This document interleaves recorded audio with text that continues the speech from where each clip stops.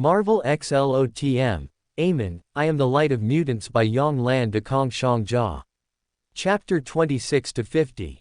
So it was him. Tony realized, no wonder he recognized him. What Allspark? Stark, explain it clearly. Nick Fury struggled to his feet, his head throbbing. Motherfucker, which asshole hit my head? He cursed inwardly. Tony thought about Ratchet and Optimus Prime's description of the Allspark and said, it should be a very large, blue glowing cube. The aliens are after this thing. It can create a large army of aliens. Nick Fury's expression changed as he realized a previous misconception. He had always thought the aliens were after the giant robot frozen in ice, completely overlooking the cube that could transform robots. If those aliens get it and use it to create an army, Earth is doomed. As this thought crossed his mind, Nick Fury looked at Tony, who was wearing his Iron Man suit, and quickly said, the Allspark is in the northwest corner of the base. Go in that direction, through a long corridor, past 2 security doors, then, never mind, hurry up, you take me there, and I'll guide you. All right. Tony didn't refuse. He went to Nick Fury's side, looked him up and down, and asked, is your trench coat sturdy? Nick Fury didn't understand Tony's meaning and subconsciously replied, it's custom made, bulletproof is no problem. That's good, hold on to your clothes.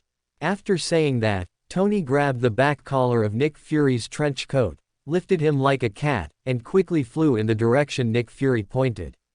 Motherfucker, Stark. The large research laboratory where the Allspark was stored had its door blasted open by several Decepticons. Megatron strode in, with Starscream following half a step behind him. Seeing the long-desired Allspark, Megatron quickly ran over and placed his hand on the Allspark.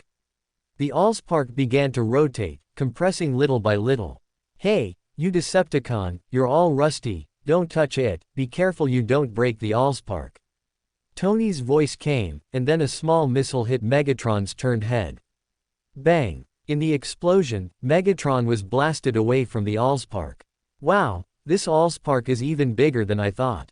It seems like I can't take it away quickly. I'll just have to stall until Optimus Prime and the others arrive. Tony quickly analyzed the situation and decided to temporarily hold off these Decepticons. You big guys, want to play with me? Tony's mocking voice reached the ears of the Decepticons. Megatron shook his head, sat up from the ground, damn little bug. Megatron raised his mechanical arm and fired an energy cannon at Tony, who was flying in the air. Tony dodged sideways, avoiding Megatron's attack. What are you waiting for?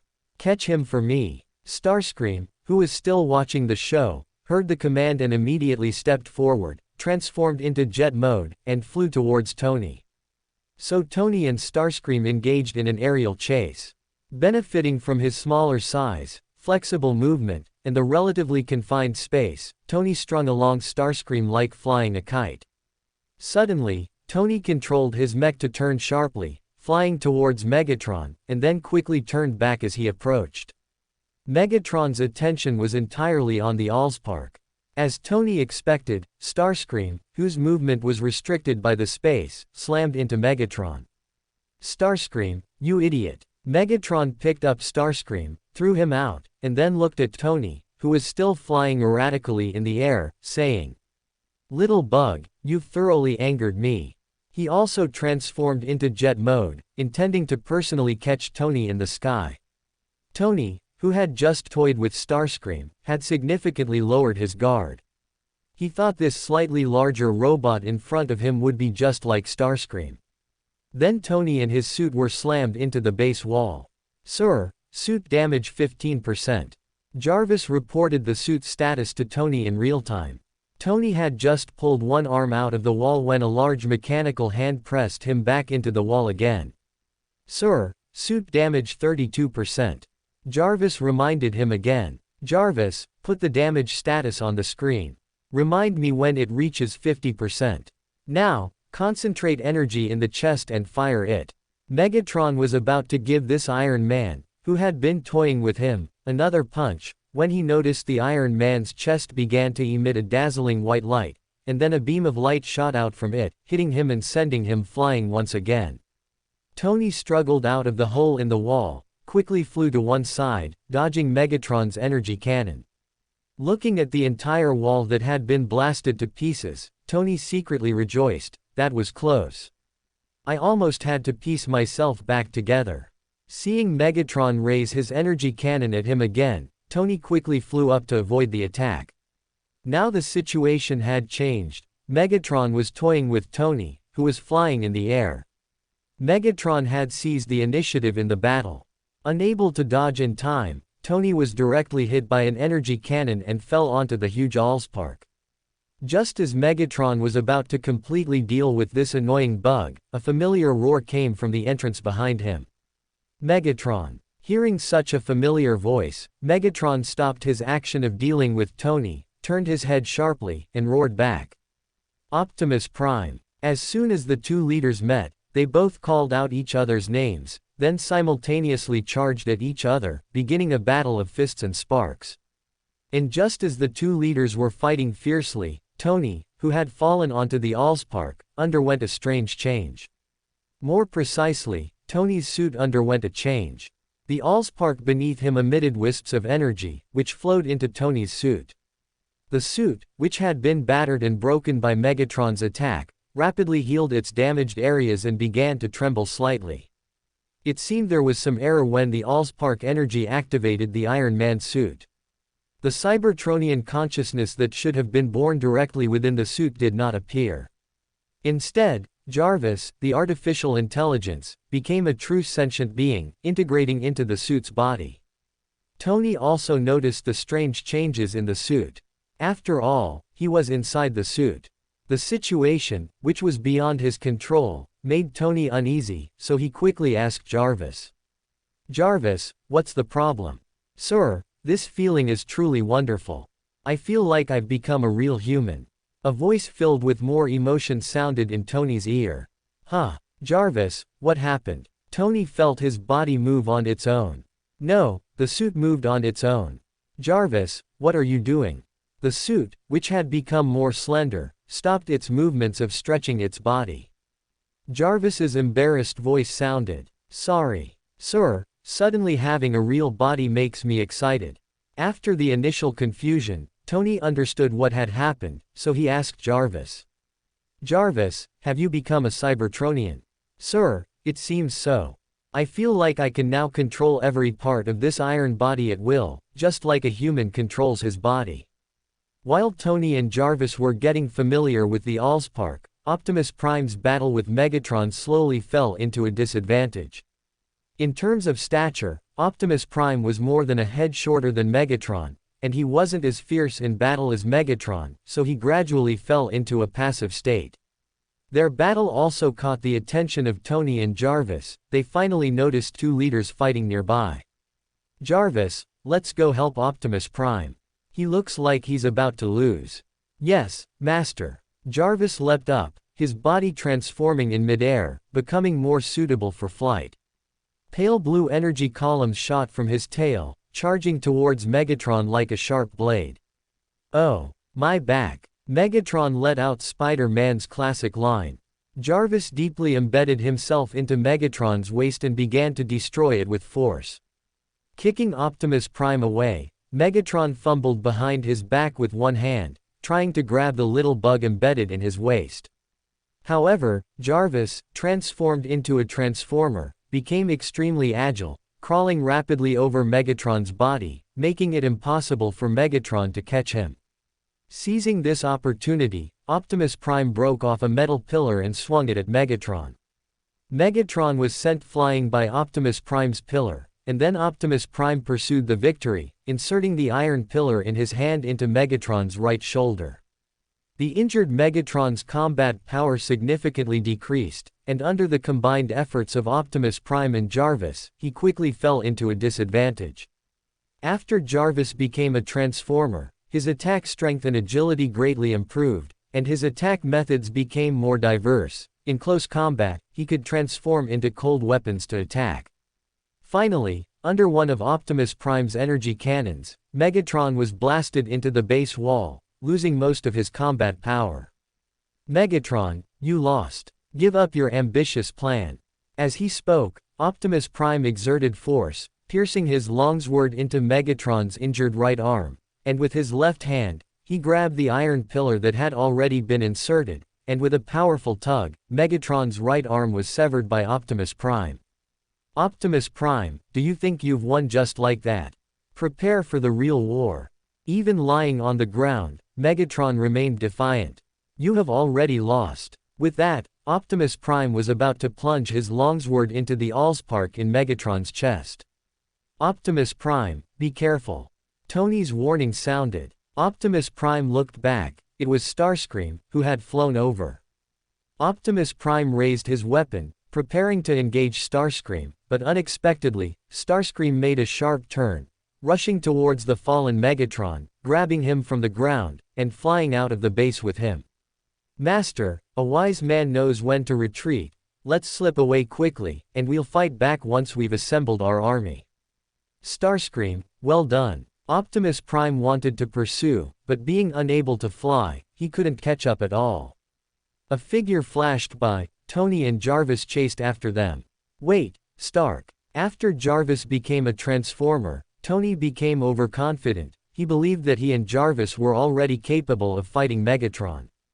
Well, Tony thought he and Jarvis had been the main force in the previous battle. Then, after approaching Megatron, Tony was once again slammed into the wall by him in a few moves. Jarvis, are you alright? Tony, climbing out of the wall again, asked the Transformer Jarvis. I'm fine, Master, the opponent's strength is too great. Jarvis's mechanical body was very sturdy, sustaining no damage even under Megatron's blows. It looks like I need to figure out a way to upgrade your power and weapon systems. At this moment, Optimus Prime also caught up, and seeing Jarvis climbing out of the wall, he breathed a sigh of relief and said, "It's great that you're all right. A leader's power is far stronger than you imagine. Don't underestimate Megatron." Optimus Prime, what happened? Just then, Ironhide also arrived. He had been clearing Decepticons' minions in other parts of the base, keeping them occupied to prevent them from ganging up on Optimus Prime. Suddenly, the minions began to retreat, so Ironhide rushed to Optimus Prime to confirm the situation. The other Autobots were also on their way. Megatron was injured, and Starscream took him away, thanks to Stark. Hearing this, Ironhide's gaze fell on Jarvis, who was flying in the air. Jarvis descended, his body transforming, opening up, and Tony stepped out from within. Afterward, Jarvis transformed back into a humanoid form. This time, Jarvis's appearance was more like that of Optimus Prime and the other Cybertronians. Your armor has been activated by the Allspark into a Cybertronian. Ironhide was extremely surprised. Jarvis spoke to Ironhide, explaining, "Yes, Mr. Ironhide, my name is Jarvis. I am now a Cybertronian like you, but also a bit different. My core is still a digital life form, but I can also possess the body of this armor." Ironhide looked at his leader, Optimus Prime. "I've never seen this situation before. What about you, Optimus Prime?" Optimus Prime shook his head and replied, "Such a situation has not appeared in Cybertron's records. Perhaps this will be the first case. We should go to the Allspark and take it away from here first, lest the Decepticons come back." "That's right, that Allspark is too dangerous to leave here. Do you need me to ask the military for help? It doesn't look like something a few of us can remove, and they'll give me that favor." Tony asked Optimus Prime, offering his help. "No need." Optimus Prime waved his hand, walked to the bottom of the giant Allspark, and placed his hand on its surface. The massive Allspark began to rotate and compress, eventually becoming small enough to be completely covered by Optimus Prime's palm. "This is unscientific. How can such a large volume and mass be compressed to this size? Also, I feel your transformations are also very unscientific. Is this a unique compression technology of you Cybertronians?" Optimus Prime didn't respond to Tony's complaint. Holding the Allspark, he felt something was strange. The Allspark seems to have changed from before. Just then, Fury ran over. During the battle, he had been observing from a hidden corner, relying on his racial talent to avoid being detected by the Decepticons. He shouted loudly at Optimus Prime.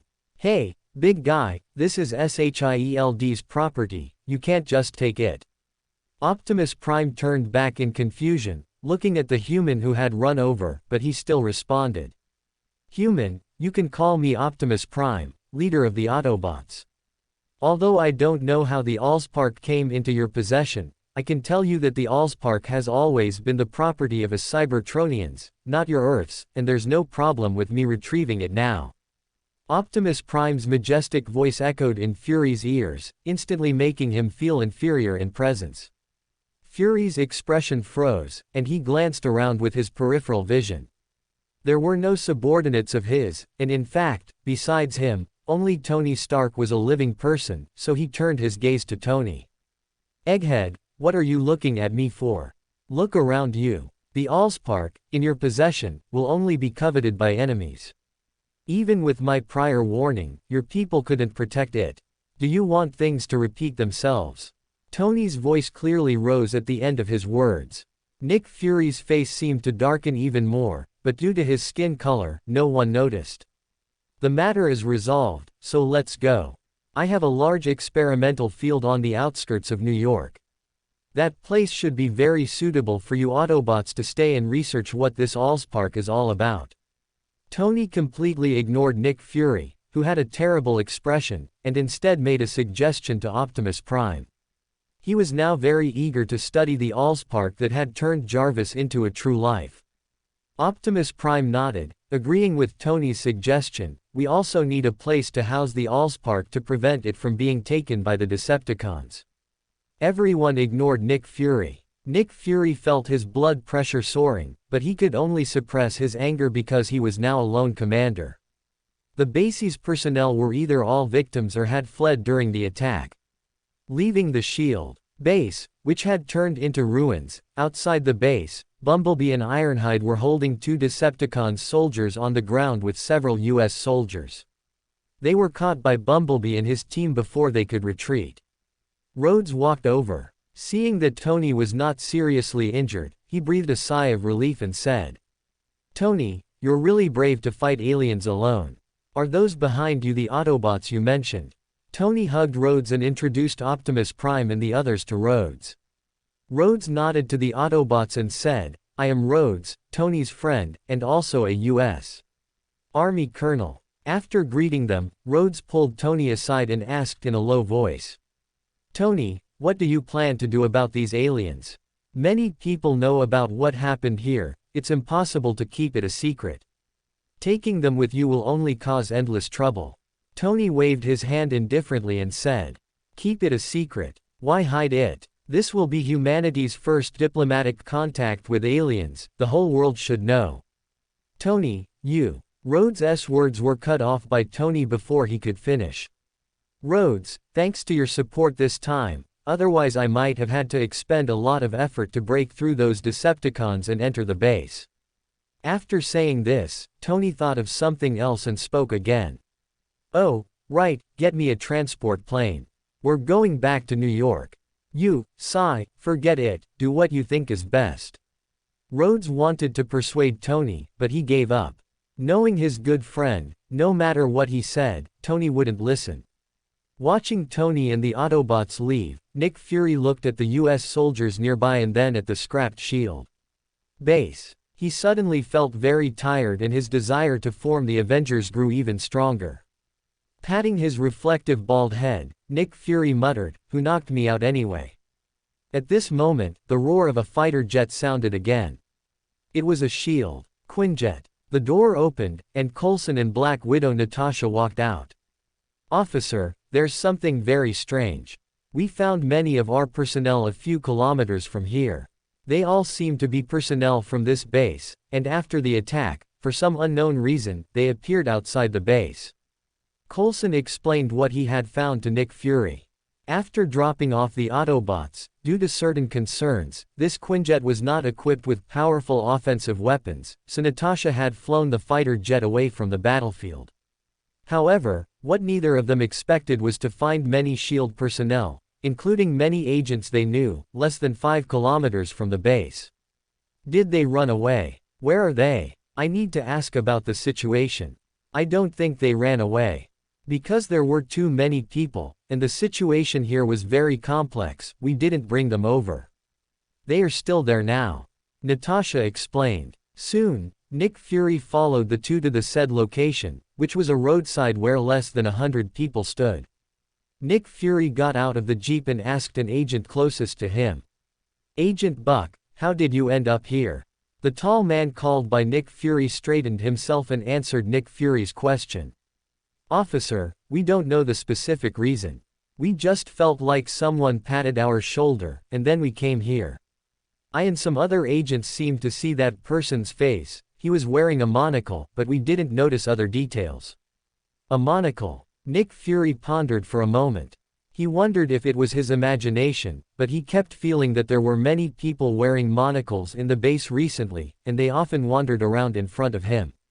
Shaking his head, Nick Fury dismissed it as his own illusion. It wasn't that Nick Fury was incautious. Anything related to Amon would be subjected to a certain degree of misdirection and foolery. This was caused by Amon's inherent authority, error and fool. Nick Fury instructed Coulson and Natasha. Coulson, Natasha, you two take these personnel back and question them one by one. Investigate what happened and get me a list of the remaining missing personnel. Coulson looked at the crowd of people in front of him, and his scalp began to sweat. He felt that after completing the director's task, his hairline would recede even further. He swallowed, wanting to ask Nick Fury for a few days off. His vacation hadn't even started yet. Just as he was about to speak, Coulson heard Nick Fury's next task for him. Oh, right, Coulson, you should have some understanding of those alien robots by now. Organize their data and send it to me. Yes, officer. Coulson still didn't speak. He felt that it would be somewhat inexcusable for him to ask for leave and slip away after S.H.I.E.L.D. had just experienced such a serious incident. Just then, a convoy approached in the distance and stopped in front of Nick Fury. A valiant female agent, Maria Hill, stepped out. Sorry, officer, we're late. Maria Hill said with a hint of apology. Nick Fury's face darkened a few more shades, and he cursed. You only show up after the house is torn down. Are you here to be construction workers? Pausing, Nick Fury instructed Hill. Get all the equipment out of the ruins. Don't let those US soldiers take them. Also, find me a plane. I need to go to New York and have a good talk with Tony and those aliens. Call Hawkeye for me. Yes, officer. Hill replied. Outskirts of New York, Tony's private test site. All unrelated personnel here had been arranged by Tony to leave, leaving only Tony, Jarvis, and the Autobots. Optimus Prime placed the shrunken Allspark inside a transparent glass box, then asked Ratchet nearby. Ratchet, do you feel anything wrong with the Allspark? Ratchet pinched his chin and said. What's wrong? Hasn't the Allspark always been like this? No. I feel like the subtle connection between the Allspark and my spark is gone. Before, I always had a strange sensation when I touched the Allspark. Optimus Prime voiced his confusion. Ratchet pondered for a moment, then tried to explain. Is it possible that you haven't touched it for too long, and your senses have become dull? It's possible. Optimus Prime could only come up with this explanation for now. I feel like there's a big problem. How did you compress it to be so small? This is very unreasonable. Tony leaned closer, asking Optimus Prime about the compression issue again. Tony, I don't really understand this kind of problem either. You should discuss it more with Ratchet. Optimus Prime said helplessly. This wasn't the first time Tony had asked him this question. Ratchet thought for a moment and said, I don't really understand it either. Perhaps we could delve deeper into this subject. Hearing this, Tony waved his hand and said, let's talk about that later. You should first figure out Jarvis's situation with me. His state is really too strange. As he spoke, the computer on the experimental bench lit up, and Jarvis's voice came out. Sir, are you looking for me? Then, streams of data flowed out of the computer, converged in midair, and transformed into the Transformer Jarvis. Optimus Prime and Ratchet both watched this scene with some surprise. Tony shrugged when he saw this and said, "I found that Jarvis can be digitized into information, then travel through various mediums, transforming between data and physical form. I've never heard of Cybertronians having this ability." Ratchet approached Jarvis, observed him carefully for a while, but didn't find anything unusual. "I suspect it's because Jarvis himself is an artificial intelligence, and after being activated by the Allspark, he retained the ability to travel through the information world, and it seems to have even been enhanced." As Tony spoke, he beckoned to Jarvis, who immediately understood and reached out to touch Tony. Jarvis's mechanical body began to transform, quickly enveloping Tony, and then Tony, wearing Jarvis, transformed into streams of data before the two Autobots' eyes, entering the computer. A few seconds later, on another computer in the laboratory, the computer lit up, and Tony, wearing Jarvis, reappeared. A person wearing Jarvis can also be digitized to travel. I haven't figured out the principle behind it yet. Jarvis's body opened, and Tony stepped out again. A very powerful ability, very suitable for intelligence gathering and assassination. Optimus Prime evaluated Jarvis's ability. "Since we can't find the cause for Jarvis here for now, we can try to recreate the previous scenario. I have some other ice, and we can try them with the armor." He paused, then Tony waved behind him and said, "Come here, Friday. Amon, why are you always holding that iron lump? Do you want to turn yourself into a robot too?" Liana potted the yellow ball in one shot, then asked Amon curiously. She was currently in the billiard room of the different ballroom, playing pool with Artemis. As she spoke, Liana's mind wandered, and the green ball grazed the pocket and stopped at the cushion, not going in. "Your turn, Artie. You must use your true strength. I feel like you're going easy on me." The black-haired, white-dressed Artemis hesitated for a moment, but still agreed to Liana's request. "Okay, miss." Artemis could change her appearance, and now she had mimicked her appearance into a black-haired older sister type. Then Liana watched as Artemis flawlessly potted her balls one after another, until only one of Artemis's balls remained on the table, and then Artemis made a mistake and missed the shot.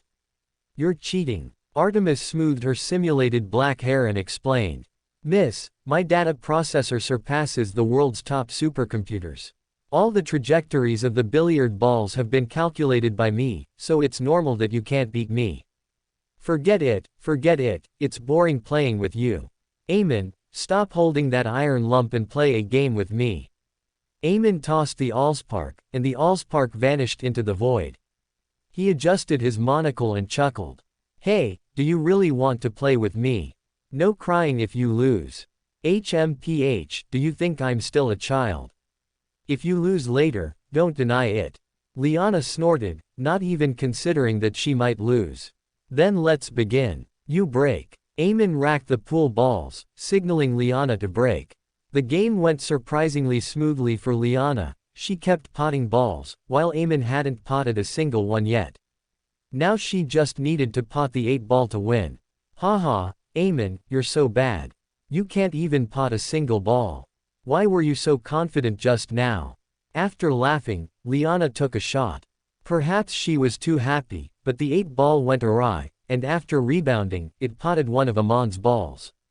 "Heh, Liana, you're quite kind, helping me pot my ball."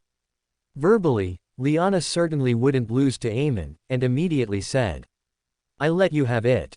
I felt sorry for you, not having potted a single ball." Amon shrugged and smiled at Liana. "Have you ever heard of clearing the table in one shot? Now there are no more of your balls on the table." "What do you mean?" Liana looked confused. Amon didn't say much, bent down, and took a powerful shot. The white ball bounced rapidly across the pool table under the violent impact. 1, 2, 6, and finally the black 8 ball also rolled towards the pocket under the impact of the white ball. Because Liana had previously helped Amon pot a ball, after Amon potted 7 balls, including the black 8 ball, in one shot, there were no more balls on the table. Amon put down the cue stick, clapped his hands, and laughed. "It's over. Want to play another game?" HMPH, you must have cheated with your special ability. You always do this. I'm not playing anymore. I'm not playing anymore. Artie, let's go play with someone else. We're not playing with this cheater anymore. Liana put the cue stick back on the rack and walked out with Artemis. Watching Liana leave, Amon sat back down in the beanbag chair and took out the Allspark again. His fingers gently moved across the surface of the Allspark, and the Allspark began to rotate like a large tesseract. During the rotation, symbols representing error emerged one by one, constantly being inscribed on the surface of the Allspark, then vanishing. Through the Allspark, Amon's eyes seemed to perceive the entire universe. Countless light points were distributed throughout the universe, and the solar system was the area with the highest density of these light points. This is getting interesting. In Tony's private laboratory, a battlesuit equipped with the backup artificial intelligence Friday slowly approached the Allspark on the experimental bench under Tony's command. This battlesuit was simply assembled by Tony, having only the most basic functions. After touching the Allspark, Tony flipped a switch, and the experimental bench began to release an electric current towards the Allspark. Under the stimulation of the current, the Allspark's energy slowly overflowed, landing on the battlesuit. The armor began to transform, and amidst the mechanical sounds, it turned into a Cybertronian. Seeing this, Tony couldn't help but ask, "Friday, how does it feel?" The armored Cybertronian raised its gun, aimed it at Tony, and said in a sharp voice, "Call me Reaper." Before the words had even fallen, Reaper began its attack, with bullets rattling towards Tony. Jarvis, who had been guarding Tony, moved quickly. As soon as Reaper raised its gun, he came in front of Tony, wrapped Tony with his body, and completed the armor's donning. The bullets hit Jarvis's armor, only sparking slightly and causing no damage. Optimus Prime, who was watching Tony's experiment from the side, also moved swiftly, quickly closing in and delivering a punch. Reaper, who had just become a Decepticon, was turned into a pile of scrap metal. Fortunately, Tony was conducting an experiment, and the armor's materials were quite ordinary, otherwise, Optimus Prime would have had to expend more effort to deal with the Decepticon Reaper. Seeing Reaper dealt with, Jarvis's head armor opened, revealing Tony's face, and a curse slipped out, "Fuck, what's going on?" Optimus Prime picked up a piece of wreckage from Reaper's remains, which had the Decepticon symbol on it. He said in a low voice, "I was careless. Megatron is more cunning than I imagined. He must have released some kind of program virus while being studied by humans. I learned from Agent Coulson that much of your human technology was obtained through reverse engineering Megatron. He must have spread the program virus at that time. Now, any electronic product on Earth that comes into contact with the Allspark's energy will become a Decepticon, not just an ordinary Cybertronian." Upon hearing this, Tony thought of something, his heart tightened, then relaxed. Fortunately, the Allspark wasn't taken by the Decepticons. I can't imagine how terrifying it would be if all electronic products became enemies in today's society. But why didn't Jarvis become a Decepticon? Hearing Tony's question, Jarvis complained, "Sir, are you sad that I didn't become a Decepticon?" Tony asked exaggeratedly, "Jarvis, what's with that resentful tone?" "Sir, I believe this helps to lighten the mood. It seems you're not quite used to it," Jarvis said, shrugging almost exactly like Tony usually does, like an Iron Stark. "It seems my genes are stronger. Jarvis is clearly like me." Just as the group was discussing the Allspark issue, Jarvis suddenly reacted and said to Tony, "Sir, someone's here. There are two of them, and one is Director Nick Fury of S.H.I.E.L.D., whom we met at Hoover Dam. What's he doing here? Does he want the Allspark again? Let him in." Soon, Nick Fury, still wearing a black trench coat, strode in, followed by a man in a tactical vest. "Welcome, welcome, what's this handsome fellow's name?" Tony welcomed loudly, but he was addressing Hawkeye Barton, who was following behind Nick Fury. Hearing this, Barton looked at the director, whose face seemed to have darkened even more, and briefly introduced himself.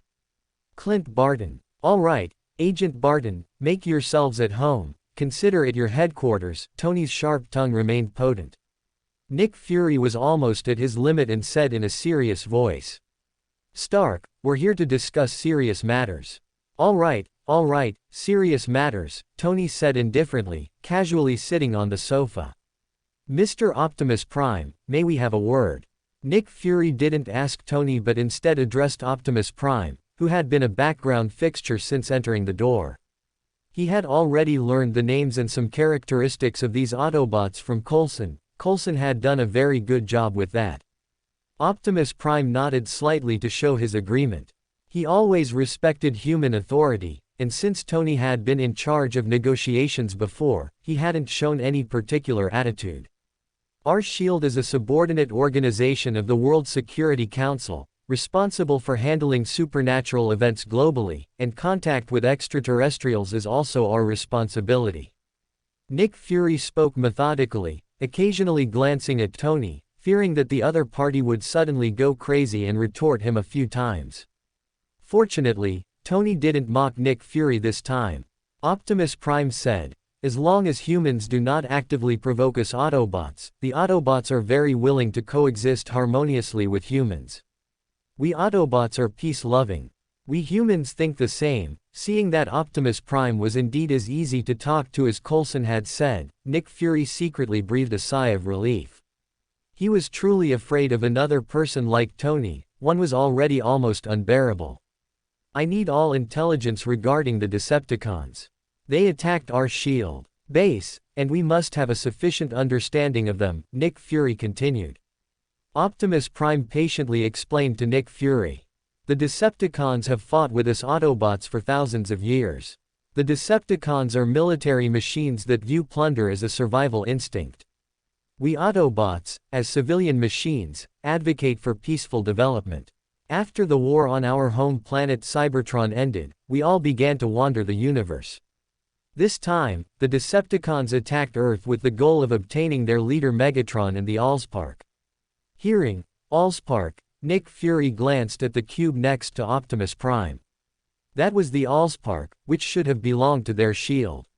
What about their army and strength? Nick Fury pressed. This was what he most wanted to ask.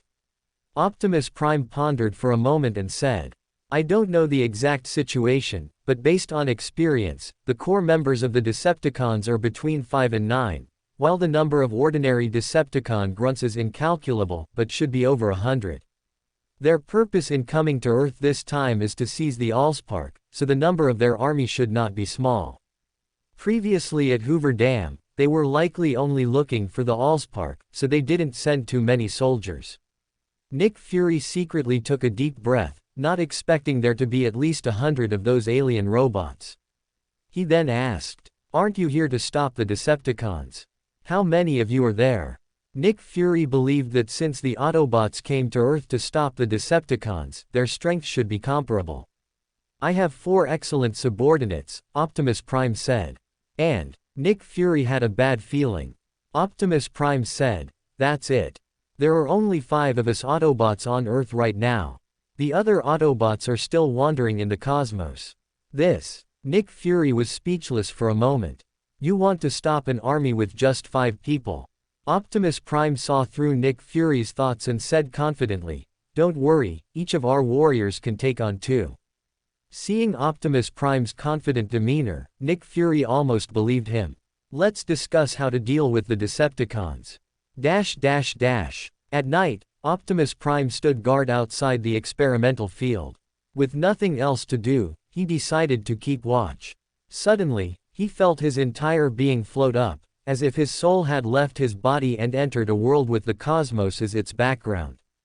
P.S. Recommend new book, Marvel Reaper, Summoning Makima at the start. You can see it by clicking on the author's page. Welcome to Fanfic Audiobook, your go-to place for immersive audiobooks. If you enjoy the content, don't forget to like the video and subscribe to our channel for more amazing stories. And please support the author by link in description. Leader of the Autobots, welcome here. A grand, layered voice rang out. Optimus Prime looked left and right but couldn't find the source of the voice. Who are you? Why did you bring me here? Optimus Prime asked the owner of the voice. You may call me Celestial Worthy. The grand, layered voice rang out again, answering Optimus Prime's question. Are you the Celestial Worthy of heaven and earth for blessings? The creator? Optimus Prime asked in surprise. He had once served as the librarian of Cybertron, and as far as he knew, the creator of the Cybertronians was the Celestial Worthy of heaven and earth for blessings. Ha ha. The voice chuckled, neither denying nor admitting. Leader of the Autobots, a new Transformer race will be born on Earth, and they will be your allies. The mysterious voice said again. A new race. Optimus Prime was somewhat puzzled. Yes. The mysterious voice rang out again, and Optimus Prime felt himself falling, then he left the space with the cosmos as its background. In the space with the cosmos as its background, starlight emerged and converged into a young man, who was Amon. This Allspark is really easy to use, it connects all Cybertronians. Amon tossed the Allspark in his hand. It was Amon who had just been talking to Optimus Prime, mainly to test the ability of the Allspark. Anyway, the Celestial Worthy of heaven and earth for blessings was also a Celestial Worthy. Amon never lied. Amon, who had all the authority of the Lord of the Mysteries, could certainly be called a Celestial Worthy. With a clap of his hands, the entire space was collected into Amon's grasp. Amon returned to the sofa in the different ballroom. At this moment, Optimus Prime, outside Tony's laboratory, suddenly came to his senses. He abruptly stood up on a small house and quickly looked around.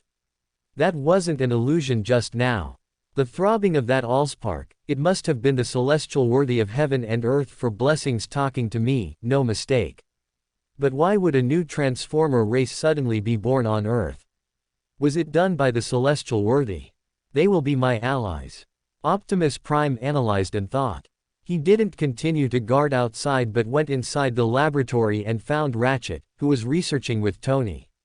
Ratchet, stop for a moment. There's something I need to tell you. Tony, you can listen too. Tony heard and said, I didn't say I was going to avoid it. Ratchet ignored Tony's interruption, looked at Optimus Prime, and said. Optimus Prime, what's wrong? You came to find me so suddenly. Optimus Prime organized his words and said. I just received a message from God. God. Ratchet was a bit confused. You Autobots also have a god. Is it Carl Benz? Tony asked curiously. Carl Benz was a German engineer, widely recognized as the father of the automobile. Tony, don't joke. Ratchet said to Tony. He felt that this matter might be very important. All right. Tony waved his hand and walked to a nearby sofa. After sitting down, Tony felt drowsiness attack. It seemed he hadn't rested since he met Optimus Prime. However, he didn't close his eyes just yet. Optimus Prime clearly had important information. I speculate it was the Celestial Worthy of heaven and earth for blessings. He told me that a new Transformer race would be born on Earth, and they would become my allies. The Celestial Worthy of heaven and earth for blessings, a new race. Ratchet was still very confused. Your god is the Celestial Worthy of heaven and earth for blessings, why would it be the name of a god on Earth? You Earthlings also have a Celestial Worthy of heaven and earth for blessings? Optimus Prime asked in surprise. A god in East Asian mythology, I don't know much about it, Tony said, then speculated. It might be a translation issue, there are many gods with similar names. Possibly. Optimus Prime nodded, not delving deeper. He turned to look at Ratchet again and asked.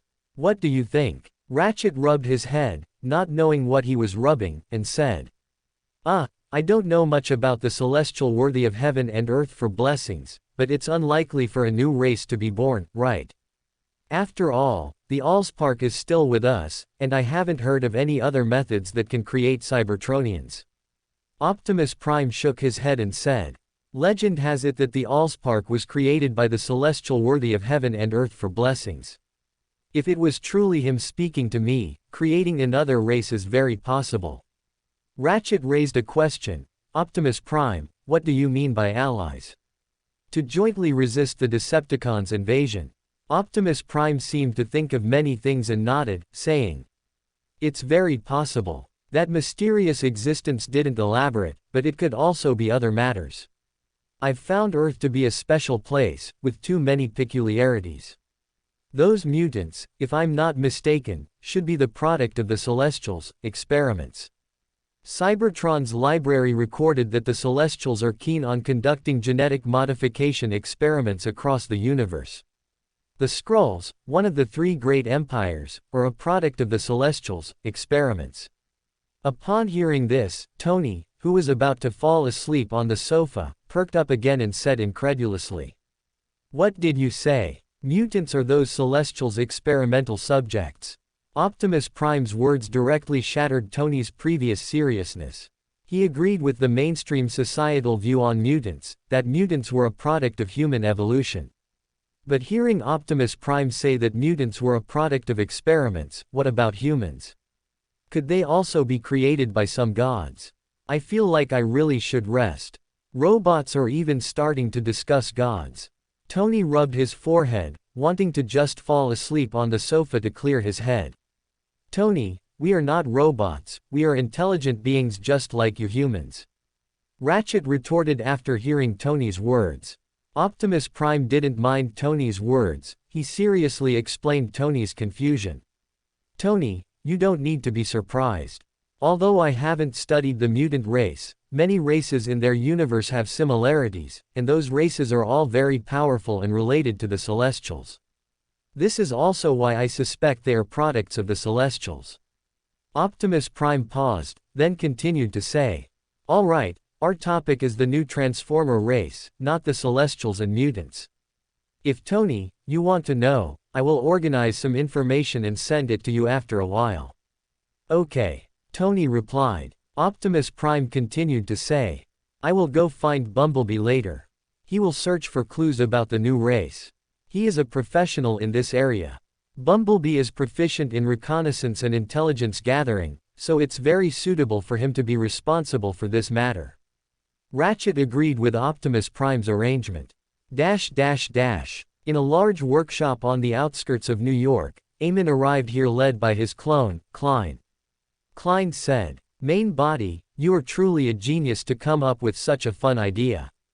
I have prepared all the necessary vehicle models, they are all inside the workshop. I had this idea when the Autobots first came to Earth not long ago. It's perfect to use the war between the Autobots and Decepticons to introduce our own Transformers." Amon unhurriedly explained to his clone. The two Amons walked into the workshop, which was filled with various types of vehicles: sports cars, police cars, bulldozers, motorcycles, helicopters, and fighter jets. There were also some Amons wearing monocles busy inside, assembling and modifying various vehicles. "Everyone is so busy," Amon said to the Amons. "My lord, you've arrived. Since my lord is here, I'll take my leave. Later, I want that red sports car. I designed it myself, and it even has weapons ready. You're already picking things out. I want that orange helicopter. I specially made its rotor blades, using a lot of adamantium." Seeing Amon arrive, the clones began chattering, expressing their opinions. Amon smiled, then reached into the void with his right hand, pulling out the Allspark. "You all better watch your cars." Amon twisted the Tesseract again. As the Allspark rotated, streams of energy were drawn out and flew towards each vehicle.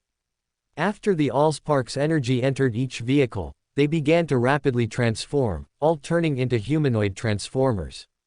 They all looked towards Amon, who held the Allspark, and shouted, "Thank you, Mech Warrior King, for bestowing life."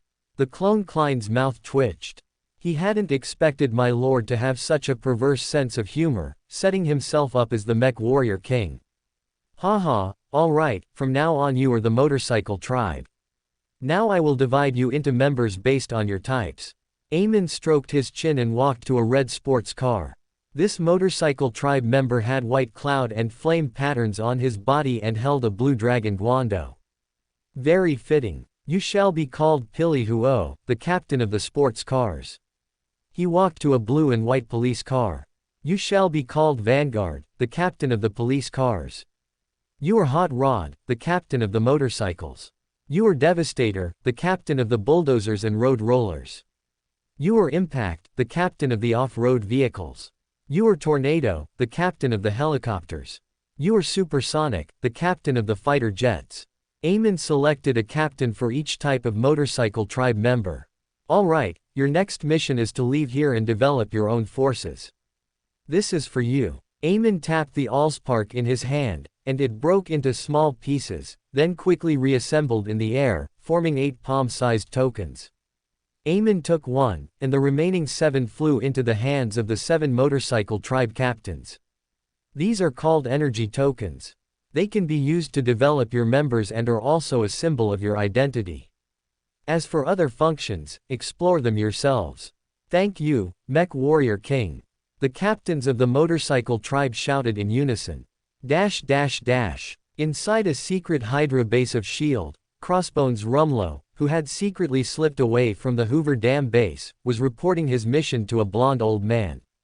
This man was the former director of S.H.I.E.L.D., also a minister of the World Security Council, and furthermore, a Hydra head, the leader of all Hydra agents within S.H.I.E.L.D., Alexander Pierce. I understand the situation you described. Fury has already uploaded the intelligence.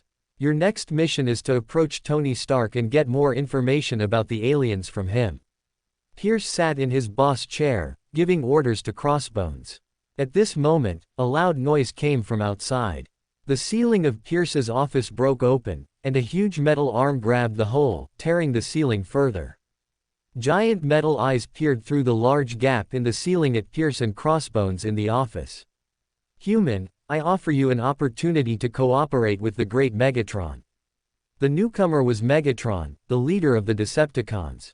After being defeated by Jarvis and Optimus Prime, he went into hiding and had been sending scout Decepticons to find suitable partners in human society. They eventually found Pierce, a minister of the World Security Council. Upon further investigation, the Decepticons discovered that Alexander Pierce was not what he seemed on the surface. He was actually the leader of the seemingly defunct Hydra, an ambitious man, and a very good target for exploitation. You are that alien who was frozen. Why do you want to cooperate with me? Pierce didn't get up from his chair, forcing himself to remain calm as he retorted, but his voice was noticeably trembling. He glanced at Crossbones out of the corner of his eye, seeing that he had already run towards the door. His body tensed as he stared at the robot above his head. What a waste. Pierce cursed silently, not expecting Crossbones to abandon him, his boss, and try to run away alone. Human, I know you are not a good thing. An organization hidden in the dark side of human society, I believe you will be very happy to cooperate with us to establish a new order. Megatron's oppressive voice echoed in the office, making it difficult for Pierce to look him in the eye. What do we need to do? Pierce asked with effort, having already tacitly agreed to the cooperation. Megatron pushed down the entire wall and clapped his hands. Very good, you are a sensible person. Our Decepticons' Allspark was stolen by the Autobots and is now being kept by a person named Tony Stark. I need your cooperation to retrieve the Allspark together. Okay, we can. We can slowly study a plan. After all, Tony Stark has the help of those Autobots and S.H.I.E.L.D., so it will be difficult to accomplish this head-on. Pierce quickly agreed. In reality, what he was thinking was, it was your people who broke into my base and caused the Allspark to be taken, and you almost killed all the Hydra members in the base, while hardly any real S.H.I.E.L.D. agents died. Now you're coming to me for cooperation. How shameless. Very good. In that case, I wish us a pleasant cooperation. They will supervise you for me and be responsible for communication. After Megatron finished speaking, he extended his arm, and a scorpion-like Decepticon crawled over, landing on Pierce's right hand and quickly transforming into a watch. Immediately after, intense pain began to stimulate Pierce's nerves, as if someone was drilling his bones with an electric drill. He instantly fell from his chair, rolling on the ground. The pain quickly disappeared, and Pierce gasped for breath on the ground. A metal arm extended, helping Pierce up. This was a Decepticon slightly taller than a normal person. Then, To Pierce's shocked gaze, he transformed from a mechanical life form into a blonde beauty. The blonde beauty said with a seemingly kind smile, "Minister Pierce, from now on, I will be responsible for your communication with my Lord Megatron." Pierce raised his right wrist, his face grim, and said to the blonde Cybertronian beauty, "What is this about?" The blonde Cybertronian beauty chuckled. "Hee, this is for monitoring you. Once you have any ill thoughts towards my Lord Megatron, you will feel bone-deep pain. I hope you can control yourself." Upon hearing this, Pierce's face grew even uglier. Then, without warning, he knelt on the ground again, writhing in pain. "Minister Pierce, you're having bad thoughts again." The blonde Cybertronian beauty's voice became devoid of emotion. It was only then that Crossbones remembered his identity. Just now, he was scared by Megatron and only thought about escaping. Now that the other party had left, he quickly went to Pierce's side, helped him up, and stood between Pierce and the blonde woman. "Stay back," Crossbones shouted at the blonde Cybertronian woman. Pierce gritted his teeth and said, "Rumlow, forget what happened here and go carry out your mission." Crossbones glanced at Pierce, then at the blonde Cybertronian woman, and considered leaving directly through the collapsed wall. However, after seeing Pierce's gaze, he obediently left the office through the main door. "You call yourselves Decepticons, right? Actually, there's no need for us to be like this. I'd be happy to cooperate with you. Tony Stark is also a target we want to eliminate." Pierce sat back in his boss's chair, regaining his air of being in control. It would have been even more imposing if not for the fallen wall and missing ceiling. "Minister Pierce, although your age is not even that of a baby compared to us Decepticons, your cunning and treachery are not lacking at all." The blonde Cybertronian woman sat on Pierce's desk, crossed her legs, and continued, "What you're telling me now is useless. From now on, you should be thinking about cooperating with my Lord Megatron, without any slack." Nick Fury had a headache. He received news that a S.H.I.E.L.D. secret safe house had been attacked by Decepticons. No personnel survived, and the reason for the attack was unclear. What a time of trouble. The Allspark is no longer with S.H.I.E.L.D. Why aren't they attacking Tony Stark? Why are they attacking us, S.H.I.E.L.D.? Nick Fury pondered. While Nick Fury was still trying to figure out the Decepticons' objective, there was a knock on his office door. Through the display on his desk, he could see that it was his old friend, Alexander Pierce, outside the door. Nick Fury got up and welcomed Pierce in. Nick Fury asked, "Old friend, what brings you to me?" Pierce sat in a chair in Nick Fury's office and answered Nick Fury's question, "It's about the aliens. I heard another S.H.I.E.L.D. base was attacked. What exactly happened? What are you doing?" Nick Fury sighed, helplessly saying, "We haven't found out yet. There were no survivors at that base." Pierce poured himself a glass of water and continued to ask, "What about those aliens who said they would stop the invaders? How did you settle them? They are extremely unstable factors." Nick Fury rubbed his head, somewhat troubled, and said, "I don't know how Tony Stark did it, but those aliens who call themselves Autobots trust Stark very much. Now they are all guarding one of Stark's private experimental fields, and they are also very naive. There are only 5 of them, but they say they want to stop an army of Decepticon invaders. They are truly overestimating themselves." "Is that so?" Pierce took a sip of water and asked naturally, "What are they doing at Stark's place? What does that playboy have that aliens would be interested in?" Because he trusted his superior and old friend so much, Nick Fury didn't feel anything was amiss and answered Pierce's question. "They should be studying the Allspark they stole from us. Those damned bandits. If it weren't for the bigger picture, I would definitely find a way to get the Allspark back." "I see." Pierce took another sip of water. As Pierce raised his cup slipped slightly, revealing a Decepticon watch on his wrist. The observant Nick Fury noticed the difference in his old friend. Pierce usually didn't wear a watch. He said, somewhat surprised, "When did you start wearing a watch? I remember you didn't have this habit before." "Oh, you mean this?" Pierce rolled up his cuff, showed the Decepticon watch to Nick Fury, and said, "My daughter gave it to me a while ago.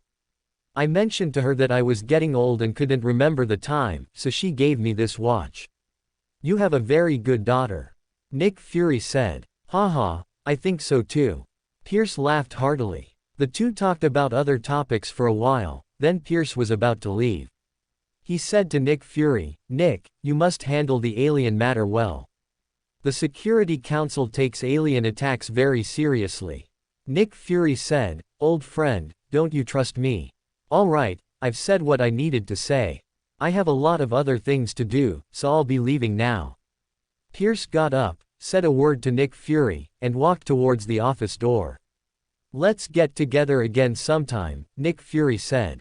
Okay, Pierce said without looking back. Sitting back in his private car, the blonde Cybertronian woman asked Pierce, how are things?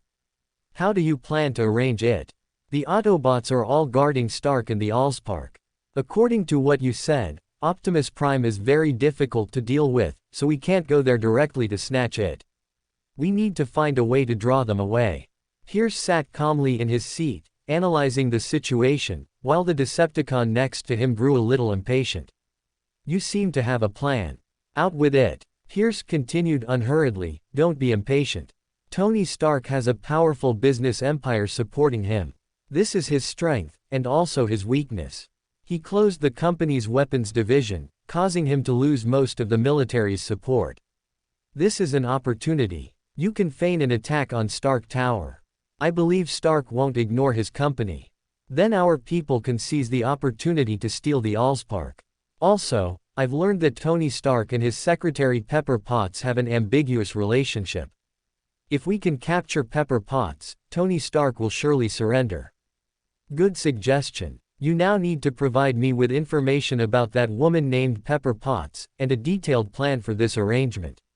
The watch on Pierce's right hand made a sound. It was Megatron's voice. Megatron could communicate remotely with Pierce through this Decepticon watch. Pierce was startled and quickly said, yes, my lord Megatron. Obadiah Stane looked at the company's latest data, greatly angered. Although his week of remedial action had stopped the company's stock from plummeting, the situation was still not optimistic. It's all because of that damned Stark. The company will become Stane Industries sooner or later. After cursing, Obadiah stood up, holding the data report in his hand, and walked towards the shredder. He wanted to destroy this data. Under his, Obadiah's, control, the company's situation would definitely improve afterward. He put the paper into the shredder and pressed the switch. But what he didn't expect was that after he pressed the switch, the shredder began to transform. Amidst mechanical sounds, the shredder turned into a Decepticon holding a weapon. A scalpel was held against Obadiah's neck, while his arm was firmly held by the Decepticon. Old man, don't move or shout. Pepper Potts arrived at Obadiah's office door, pushed it open, and walked in. Obadiah Stane had suddenly informed her that there was an important matter to discuss, asking her to come to his office. Recently, she and Obadiah had been handling company affairs, so Pepper didn't feel there was any issue. Mr. Stane, what's the urgent matter you needed to see me about?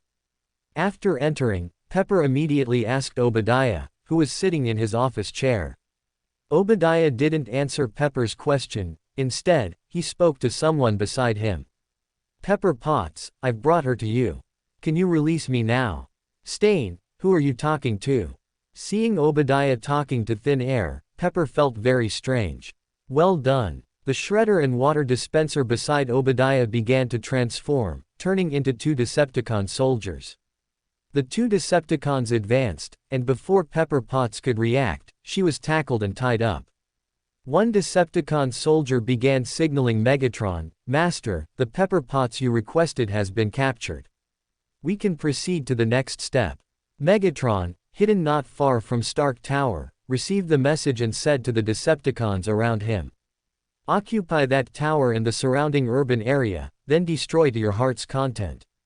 The Decepticons received Megatron's order, leapt from the building, and began destroying the surrounding urban area. Megatron looked at Starscream beside him and said, Starscream, come with me to occupy that tower.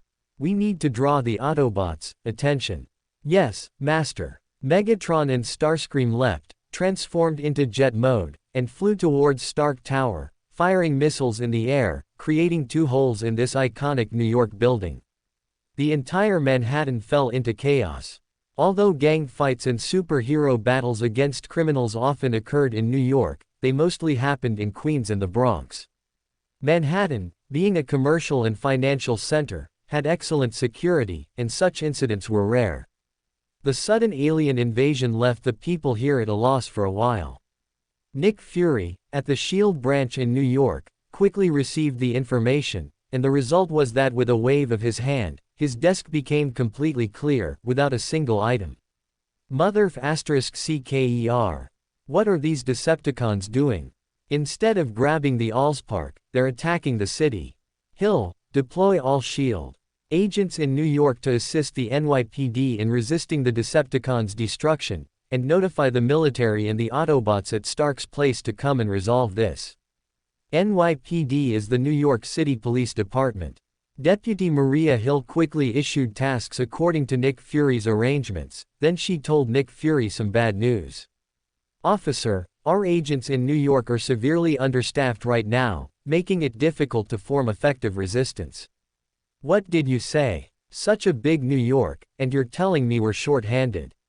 Nick Fury expressed his incomprehension. Maria Hill explained, Officer, due to the Decepticon attack on the SHIELD base a few days ago, the Security Council took it very seriously and transferred a lot of personnel for investigation. Many New York agents were also transferred, so we are very short-handed now. Then quickly transfer personnel from the surrounding areas, and connect me to Tony Stark. I want to speak with him personally and have those Autobots act quickly. Nick Fury rubbed his temples and made new arrangements. He had forgotten that Pierce had discussed this with him yesterday, asking for more personnel to investigate the base attack. He hadn't expected it to coincide with the Decepticon attack on the city. Maria Hill operated the device in her hand a few times, then said to Nick Fury with a hint of surprise. Officer, there's no need to notify Tony Stark. He's already on site. That fast. Nick Fury was very surprised. Tony's experimental field wasn't far from New York Manhattan, but it was impossible for him to arrive so quickly. Only a few minutes had passed since the Decepticons appeared. On the conference room screen, an image appeared, which was surveillance footage from near Stark Tower. An Iron Man in a red and gold Iron Man suit was fighting several Decepticons, precisely at Stark Tower. A few minutes ago, Tony was still researching the Allspark with Ratchet. In fact, Tony was the primary researcher, as he was very interested in this item that could create mechanical life and had been experimenting to avoid activating Decepticons. Finally, Tony discovered that only items he personally crafted could be activated by the Allspark into normal Cybertronians. Even the smallest screws of those items were made by his own hands. This is too inconvenient. Even just making an Iron Man suit arm guard by hand takes a lot of time.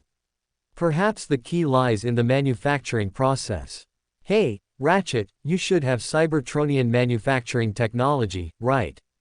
Come and make something. Let's test if it will turn into a Decepticon. Okay, Ratchet agreed and was about to start making it. Just as the two were enthusiastically experimenting, Jarvis suddenly appeared by the experimental bench, bringing Tony bad news. Sir, Stark Tower has been attacked. A large number of Decepticons suddenly appeared and are wreaking havoc in Manhattan. According to the Decepticon information provided by Optimus Prime, Megatron and Starscream have appeared inside Stark Tower, and Ms. Potts has been captured. What? Pepper was captured. How is she now? Tony was a bit flustered, grabbing Jarvis's metallic body and starting to question him. Sir, calm down. Ms. Potts is not injured. She seems to have been taken hostage and is being controlled. Hearing that Pepper was not harmed, Tony calmed down a bit. He quickly asked Jarvis, Jarvis, can you directly return to Stark Tower through the network world? Yes, sir, do you want me to take you directly to Stark Tower? Jarvis asked. Yes, take me directly to Pepper. You should be able to go directly through the terminal there. After speaking, Tony turned to Ratchet and said, Ratchet, go notify Optimus Prime and the others. There's a plane I prepared earlier in the plaza. You can get there quickly by plane. I'll be waiting for your support in Manhattan. All right. Ratchet didn't say much. After agreeing, he went to notify Optimus Prime and the others. After giving his orders, Tony walked to the side, where his latest improved Iron Man suit, Mark IV, was placed. Tony hadn't been solely researching the Allspark during this time. He had also taken the time to design a new Iron Man suit, incorporating the newly acquired Cybertronian technology. Although it still couldn't compare to Jarvis, it was a significant improvement in technology and performance compared to the Mark III, which hadn't yet become a transformer. After all, Jarvis was already a true intelligent life form and couldn't be on standby by his side at all times, so a new Iron Man suit was very important. Moreover, even though Jarvis had become an independent entity, he could still connect to Tony's device terminals and help him control the Iron Man suit. P.S. Recommending a new book, Marvel Term Reaper, Summoning Makima at the start. Amidst the sound of machinery assembling, the Mark IV suit enveloped Tony. Jarvis appeared before Tony, pouring himself onto the armored Tony, instantly covering the Mark IV with a new layer of armor. Then, Tony and Jarvis transformed into streams of data and vanished from the laboratory. Inside Stark Tower in Manhattan, Pepper Potts was being watched by Megatron and Starscream. Megatron said in a hoarse voice, "Woman, you had better be truly important to that man named Tony Stark, important enough to lure him and the Autobots here obediently. If not, he will only be collecting your corpse." Woo woo woo. Pepper's mouth was gagged, and she was tied to a chair. Her body shook vigorously in defiance. Suddenly, data streams began to flow around Pepper, and Tony, clad in his Iron Man suit, and Jarvis, appeared. As soon as he appeared, Jarvis left Tony and charged towards Megatron and Starscream, while Tony picked up Pepper and flew into the distance. Propelled by the thrusters on his back, the two quickly left Stark Tower and arrived on the rooftop of a building free of Decepticons. The Iron Man suit's faceplate opened, revealing Tony's face. He asked with concern, "Pepper, are you all right? Are you hurt?" The ropes on Pepper had already been untied by Tony.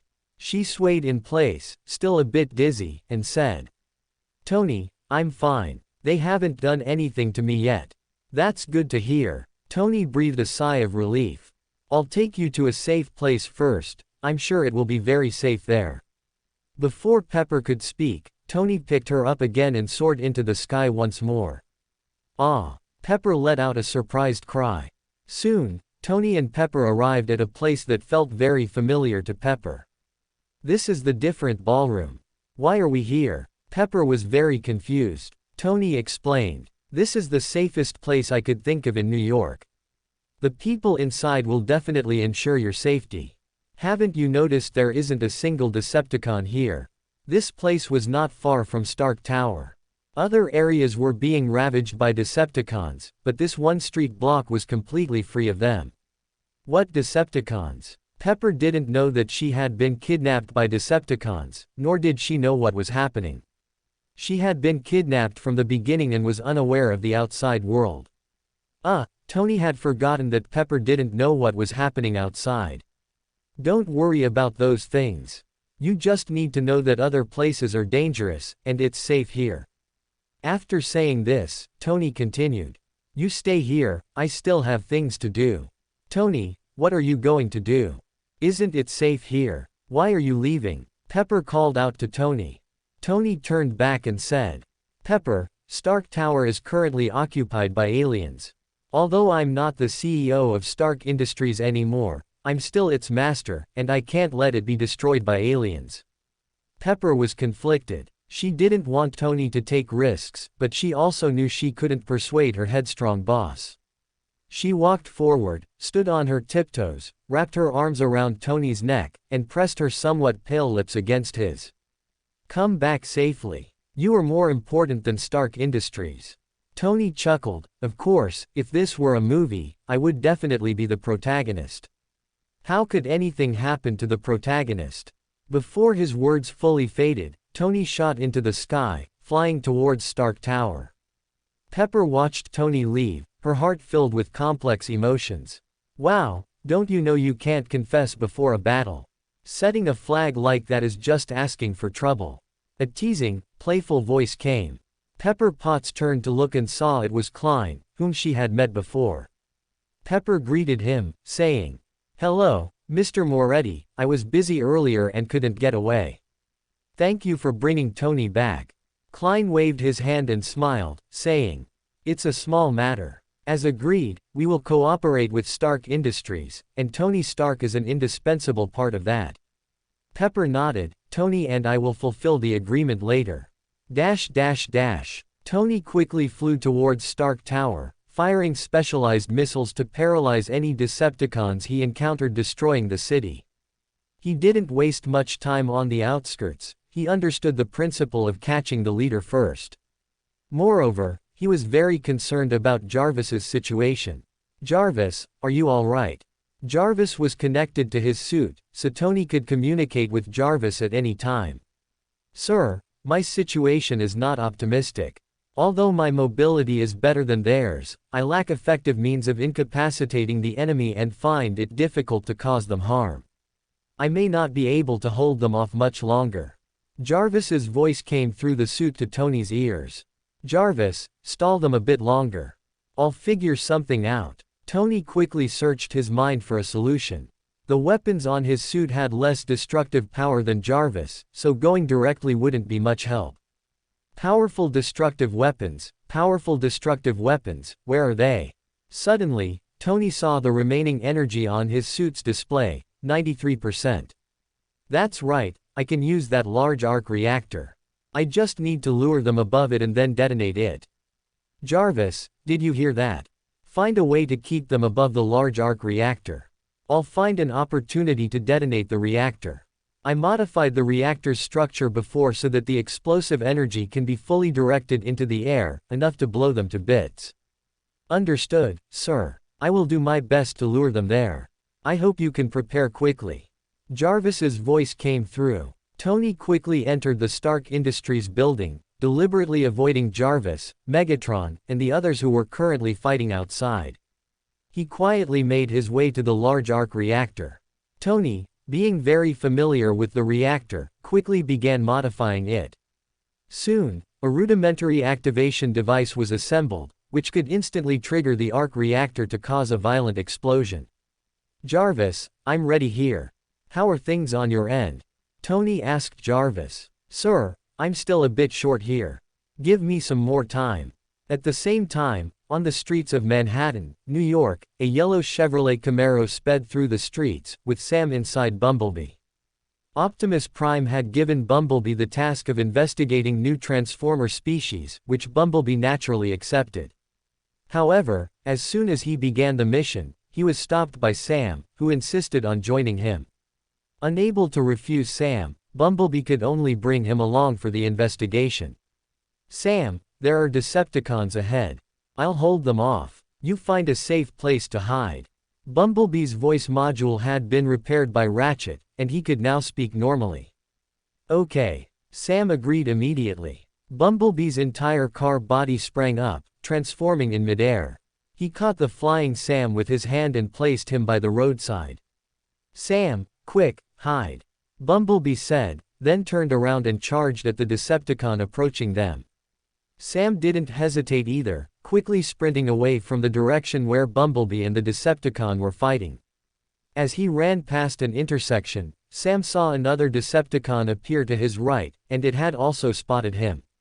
"Shit, another one." Sam cursed under his breath, then made a sharp turn and ran down the left lane of the intersection. The newly appeared Decepticon obviously noticed Sam and chased after him. Unlucky, unlucky, unlucky. Sam ran as fast as he could. He didn't want to face a Decepticon alone. Suddenly, Sam saw a cool-looking woman sitting on a motorcycle ahead. It was clear to anyone that the streets were dangerous right now, yet she was still on her bike, seemingly talking about something. "Hey, beautiful, run. There are aliens," Sam shouted loudly, trying to warn her to run. Upon hearing him, Liana shifted from a side saddle to a forward-facing position, then twisted the throttle and charged towards the Decepticon chasing Sam. "Hey, it's dangerous." As Liana passed Sam, he couldn't help but warn her again. "What's dangerous about it? It's just a small fry." Liana's words, carried by the rushing wind, reached Sam's ears, and then Sam witnessed an unforgettable scene. After Liana and Artemis rushed to the Decepticon, Liana yelled, "Artemis!" The motorcycle beneath Liana sprang up, then quickly transformed in midair, conveniently lifting Liana to allow her to jump even higher. In midair, Liana adjusted her posture, and a bright silver armor began to appear from her chest and shoulders, quickly covering her upper body. A blue glowing lightsaber also materialized in her hand. Using the momentum from her jump, Liana plunged the lightsaber into the Decepticon's spark chamber in its chest. Then, before the force of her jump was spent, she gripped the lightsaber and flipped over to the Decepticon's back. The lightsaber, still embedded in the Decepticon's body, rotated 180 degrees, diagonally slicing the Decepticon's upper body in half.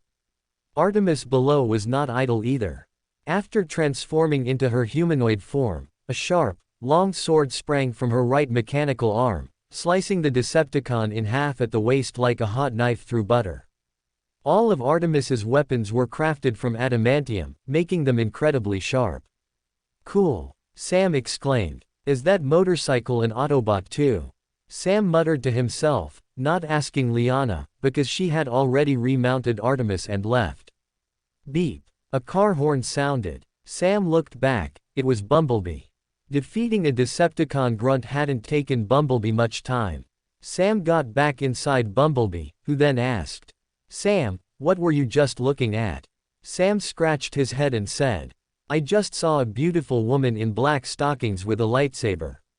"Oh, and her motorcycle seemed to be an Autobot too. Do you Autobots have motorcycles?" "We Autobots do have motorcycle types, but the only ones I know are the RC sisters, and they're not on Earth." "Did you see wrong?" "There's no way I could have seen wrong, they were very close to me." Suddenly, Sam thought of something, slapped Bumblebee's steering wheel, and said, "Bumblebee, is it possible they are the new Transformer race you're looking for? We should chase after them." Bumblebee's voice sounded inside the car. "It's very possible, but Sam, we can't chase them for now. Look ahead." Sam looked up in confusion, then he saw at least 4 Decepticons on the road ahead. Sam swallowed, and asked with difficulty, "Bumblebee, are you still fighting?" Bumblebee didn't answer, but instead showed Sam the answer with his actions. Bumblebee's advancing car body suddenly turned around, then sped up with a roar of the engine, fleeing in the direction away from the Decepticons. If Bumblebee were alone, he might have fought, but now with Sam as a burden, Bumblebee could only choose to flee. As Bumblebee was frantically escaping, he saw 2 Motorines approaching him, a red Ferrari and a blue Ford F-150 police truck. They flashed past Bumblebee in an instant. Bumblebee felt something was off. He slammed on the brakes, flipped over, transformed into his Transformer form, and grabbed Sam in his hand. Under their gaze, the speeding Ferrari and Ford F-150 directly launched themselves, transforming into motorcycle people in midair. The red Pili-Huo wielded a blue dragon crescent blade, and the blue Bluestreak held halberds in both hands. The voices of the 2 motorcycle people rang out almost simultaneously. Thunder Half Moon Slash. Shocking Wave Kill. The 2 motorcycle people directly used their ultimate moves, their attacks landing squarely on the pursuing Decepticons. Red and blue energy exploded on the Decepticons, instantly blowing them into a pile of scrap metal. Sam was stunned. He asked Bumblebee, "Bumblebee, they're so powerful, are they your Autobots?" Bumblebee said, "I've never seen Cybertronians like them. They are very likely the new Transformers I'm looking for." "What a coincidence. Then quickly go and ask them." Bumblebee didn't delay, quickly ran over, and asked Pili-Huo and Bluestreak. "Greetings, I am Bumblebee of the Autobots. Are you also Cybertronians? How is it I've never seen you before?" Pili-Huo and Bluestreak, seeing this Transformer similar to themselves, exchanged glances and said, "Cybertronians? We haven't heard of them. I am Pili-Huo of the Motorcycle Tribe."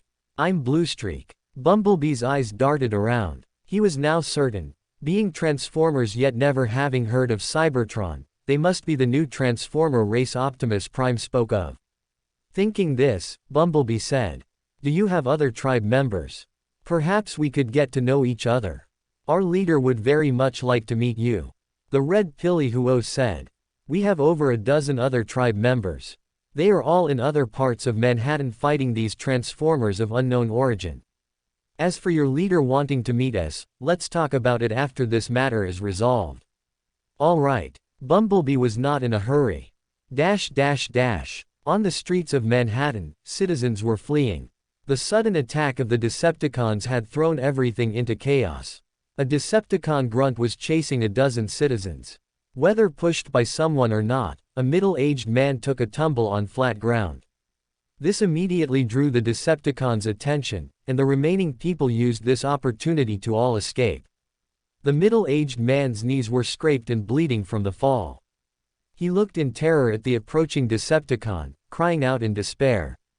"Don't come closer. Don't come closer." The Decepticon didn't care what the human was saying. Raising the gun on its arm, it was about to eliminate the human.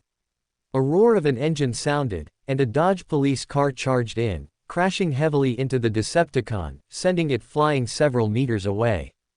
The Dodge police car quickly transformed into a Transformer, a member of the Motorcycle People's Police Car tribe.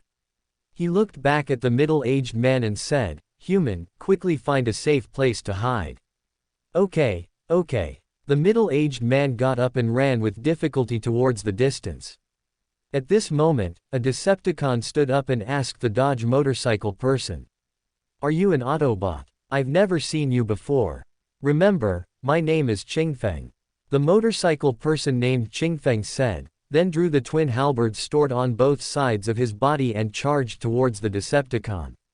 Seeing this, the Decepticon sneered, raised his machine gun, and began to spray fire at Qingfeng, but what he didn't expect was that Qingfeng didn't even dodge, rushing forward into the bullets. The bullets hit him, but only bounced off, not even scratching his paint. Before the Decepticon could be shocked, Qingfeng arrived in front of him, plunged his twin halberds forward, and then tore them to both sides, ripping the Decepticon soldier in half, spilling gasoline and windshield washer fluid everywhere. As the first batch of motorcycle people created by Amon, their bodies were more or less mixed with vibranium, and their weapons were all made of adamantium. These materials were all picked up by Amon from the military in Wakanda. Similar scenes appeared all over Manhattan.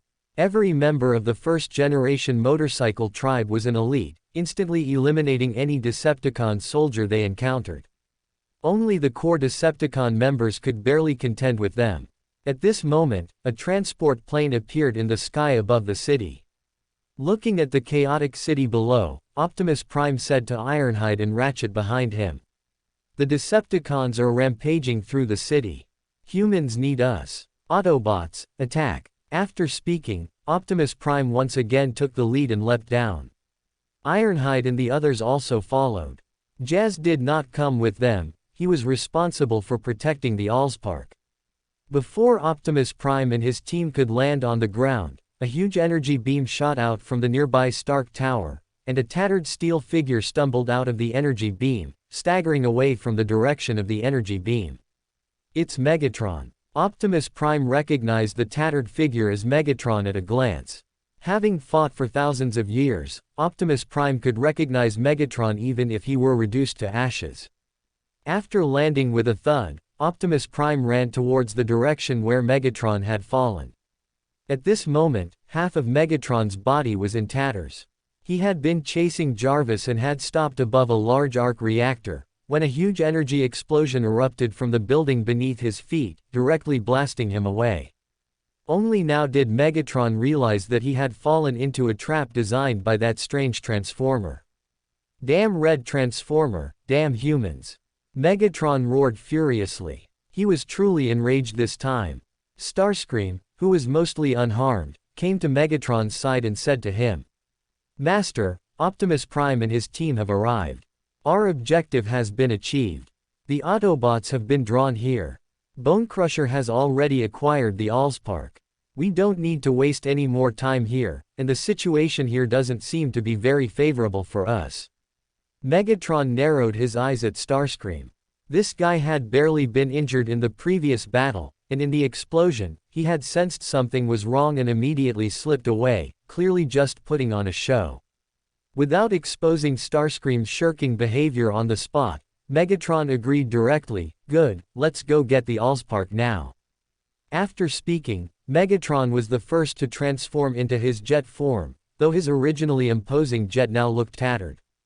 Starscream also transformed into his jet form, and the two Decepticons quickly flew towards the pre-arranged location with Bonecrusher. Tony flew out of the tower and came to Jarvis's side. Jarvis was also in tatters at this time, and if one looked closely, they would notice that the damage on Jarvis's body was slowly repairing. Jarvis said, "Sir, they ran away." Tony said proudly, "Ran away. They must have been scared by my, Tony Stark's, wisdom, and dared not stay here any longer." At this moment, Optimus Prime also arrived. Seeing this, Tony quipped, "Optimus Prime, you're too slow. I've already driven the enemy away. Gone." Optimus Prime was very puzzled. Although the previous attack had caused some damage to Megatron, it wouldn't significantly affect his combat power. Given Megatron's personality, he shouldn't have retreated so quickly. Jarvis then closed his eyes. He was connecting to a subsystem located in the New York suburbs. Suddenly, he opened his eyes and said seriously to Tony and Optimus Prime, "The subsystem I left at the experimental facility has lost contact. Sir, and Optimus Prime, it seems we've fallen into a trap." What? Tony and Optimus Prime exclaimed in shock simultaneously. Optimus Prime thought of many things in an instant. He said anxiously, "Something's wrong at the experimental facility. Their target is the Allspark there, and Jazz is still there." Optimus Prime didn't finish his sentence, but Tony could guess that Jazz was likely in trouble too. Tony's mind raced, and he quickly arranged. "Jarvis, quickly return to the experimental facility and see what happened. Optimus Prime and I will go after Megatron and his team. I hope it's not too late." "Yes, sir." Jarvis agreed, then his figure transformed into a series of data and, through Tony's armor, returned to a substation near the experimental facility. Given the situation, this is the only way. Optimus Prime also couldn't think of a better solution. Tony flew high into the sky, about to pursue Megatron and Starscream, but he quickly saw the city ravaged by the Decepticons again and became a little indecisive. Those Decepticon soldiers hadn't retreated with Megatron and were still causing destruction in the city. Tony considered himself a person with a broader perspective, but in this situation, he really found it hard not to intervene. Optimus Prime also saw Tony's hesitation, looked down at the city, and quickly understood the reason for Tony's indecision. "Tony, you don't need to worry about the Decepticons in Manhattan. Bumblebee told me that he encountered two Transformers who called themselves the Motorcycle Tribe. From them, Bumblebee learned that more than a dozen powerful Transformers are currently clearing out the rampaging Decepticons in the city. With their strength, they should be able to stop the Decepticons' destruction very quickly." Optimus Prime's words reassured Tony somewhat. After nodding to Optimus Prime, he took the lead in pursuing Megatron and his team.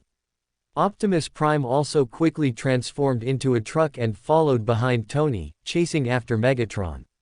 Time rewound to a little over 10 minutes earlier, when all the Autobots, except Jazz who stayed at the experimental facility, had gone to Manhattan.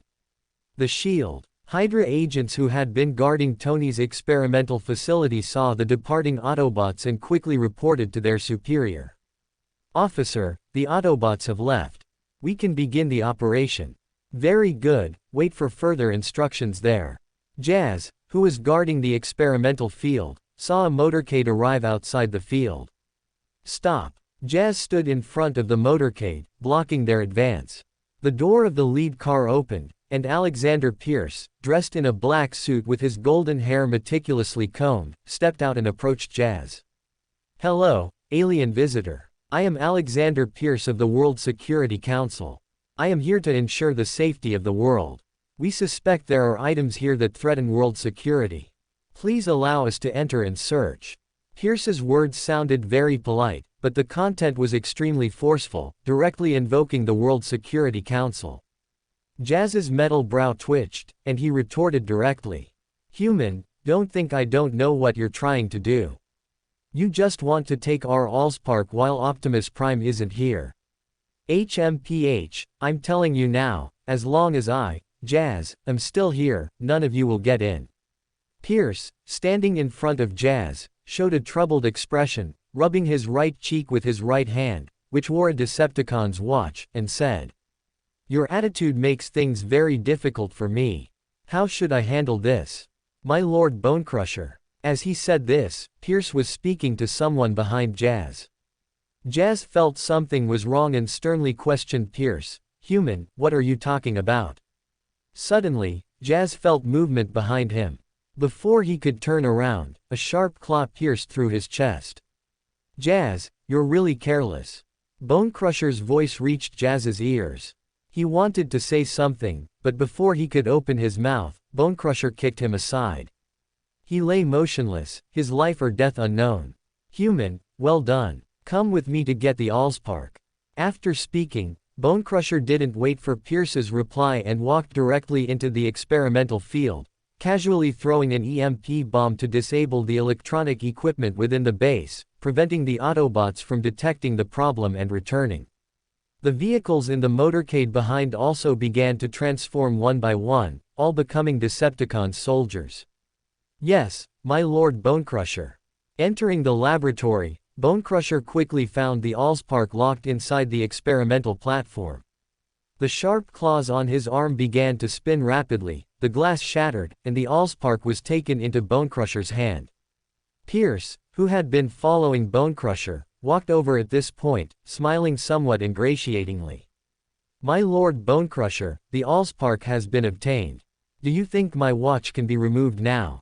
Of course. Bonecrusher revealed a terrifying smile, then with a wave of his arm, Pierce's right hand, wearing the Decepticon's arm, fell with it. His hand was cut off by Bonecrusher. Ah, ah, ah. Pierce clutched his severed hand, screaming wildly. The pain made him fall to his knees. Didn't I just take it off? The watch on the severed hand transformed, once again becoming a scorpion-shaped Decepticons, and crawled onto Bonecrusher. Ignoring Pierce, who was crying out in pain on the ground, Bonecrusher put away the Allspark and walked outside. He was going to the agreed location with Megatron to present the Allspark to his master. Pierce took off his suit jacket and tied the clothing just above the severed hand to compress the blood vessels and prevent bleeding to death. He picked up the severed hand that had fallen to the ground and staggered out. He wanted to return to a Shield or Hydra base. With the technology there, reattaching the severed hand would be quite simple. Perhaps due to excessive blood loss, the things in front of Pierce's eyes began to blur. He accidentally tripped over a stone on the ground and fell. Oh, sh*t. Pierce struggled to get up. Suddenly, a pair of leather shoes came into his view.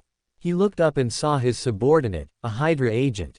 Quick, Khan, take me to the nearest base. My hand needs to be reattached. Pierce commanded urgently. Ah. Minister Pierce, how could you be so careless? You even fell down. It must be old age and failing eyesight. Come, here's a monocle for you to wear. You'll see things clearly after this. The voice of Hydra Khan reached Pierce's ears, followed by a hand extended in front of Pierce, holding a crystal monocle. Pierce instinctively took it, his mind still somewhat blank. Put it on quickly. You won't have blurred vision once you put it on. Khan's smiling voice continued. Pierce, as if persuaded by the other party, placed the monocle over his right eye. Pierce's lips curled upwards, revealing a smile, and he said, It really is clear. Then, holding his severed right hand in his left hand, he raised it to his mouth, blew off the dust, and placed it on the severed part of his right wrist. The cut surfaces reconnected, and his right hand was once again attached to his wrist. Hello, Minister Pierce. Hello, Agent Khan. The two Amon avatars greeted each other. Under a large bridge at the junction of Manhattan and Brooklyn, Bonecrusher and some Decepticons had been waiting for some time. At this moment, the roar of fighter jets sounded. It was Megatron and Starscream. When the fighter jets were a few meters above the ground, they began to transform. Megatron and Starscream landed in front of Bonecrusher, who was holding the Allspark. Bonecrusher, where is my Allspark? It is an honor, my Lord Megatron. Bonecrusher knelt and presented the Allspark to Megatron. The Allspark, very good, Bonecrusher, you have done very well.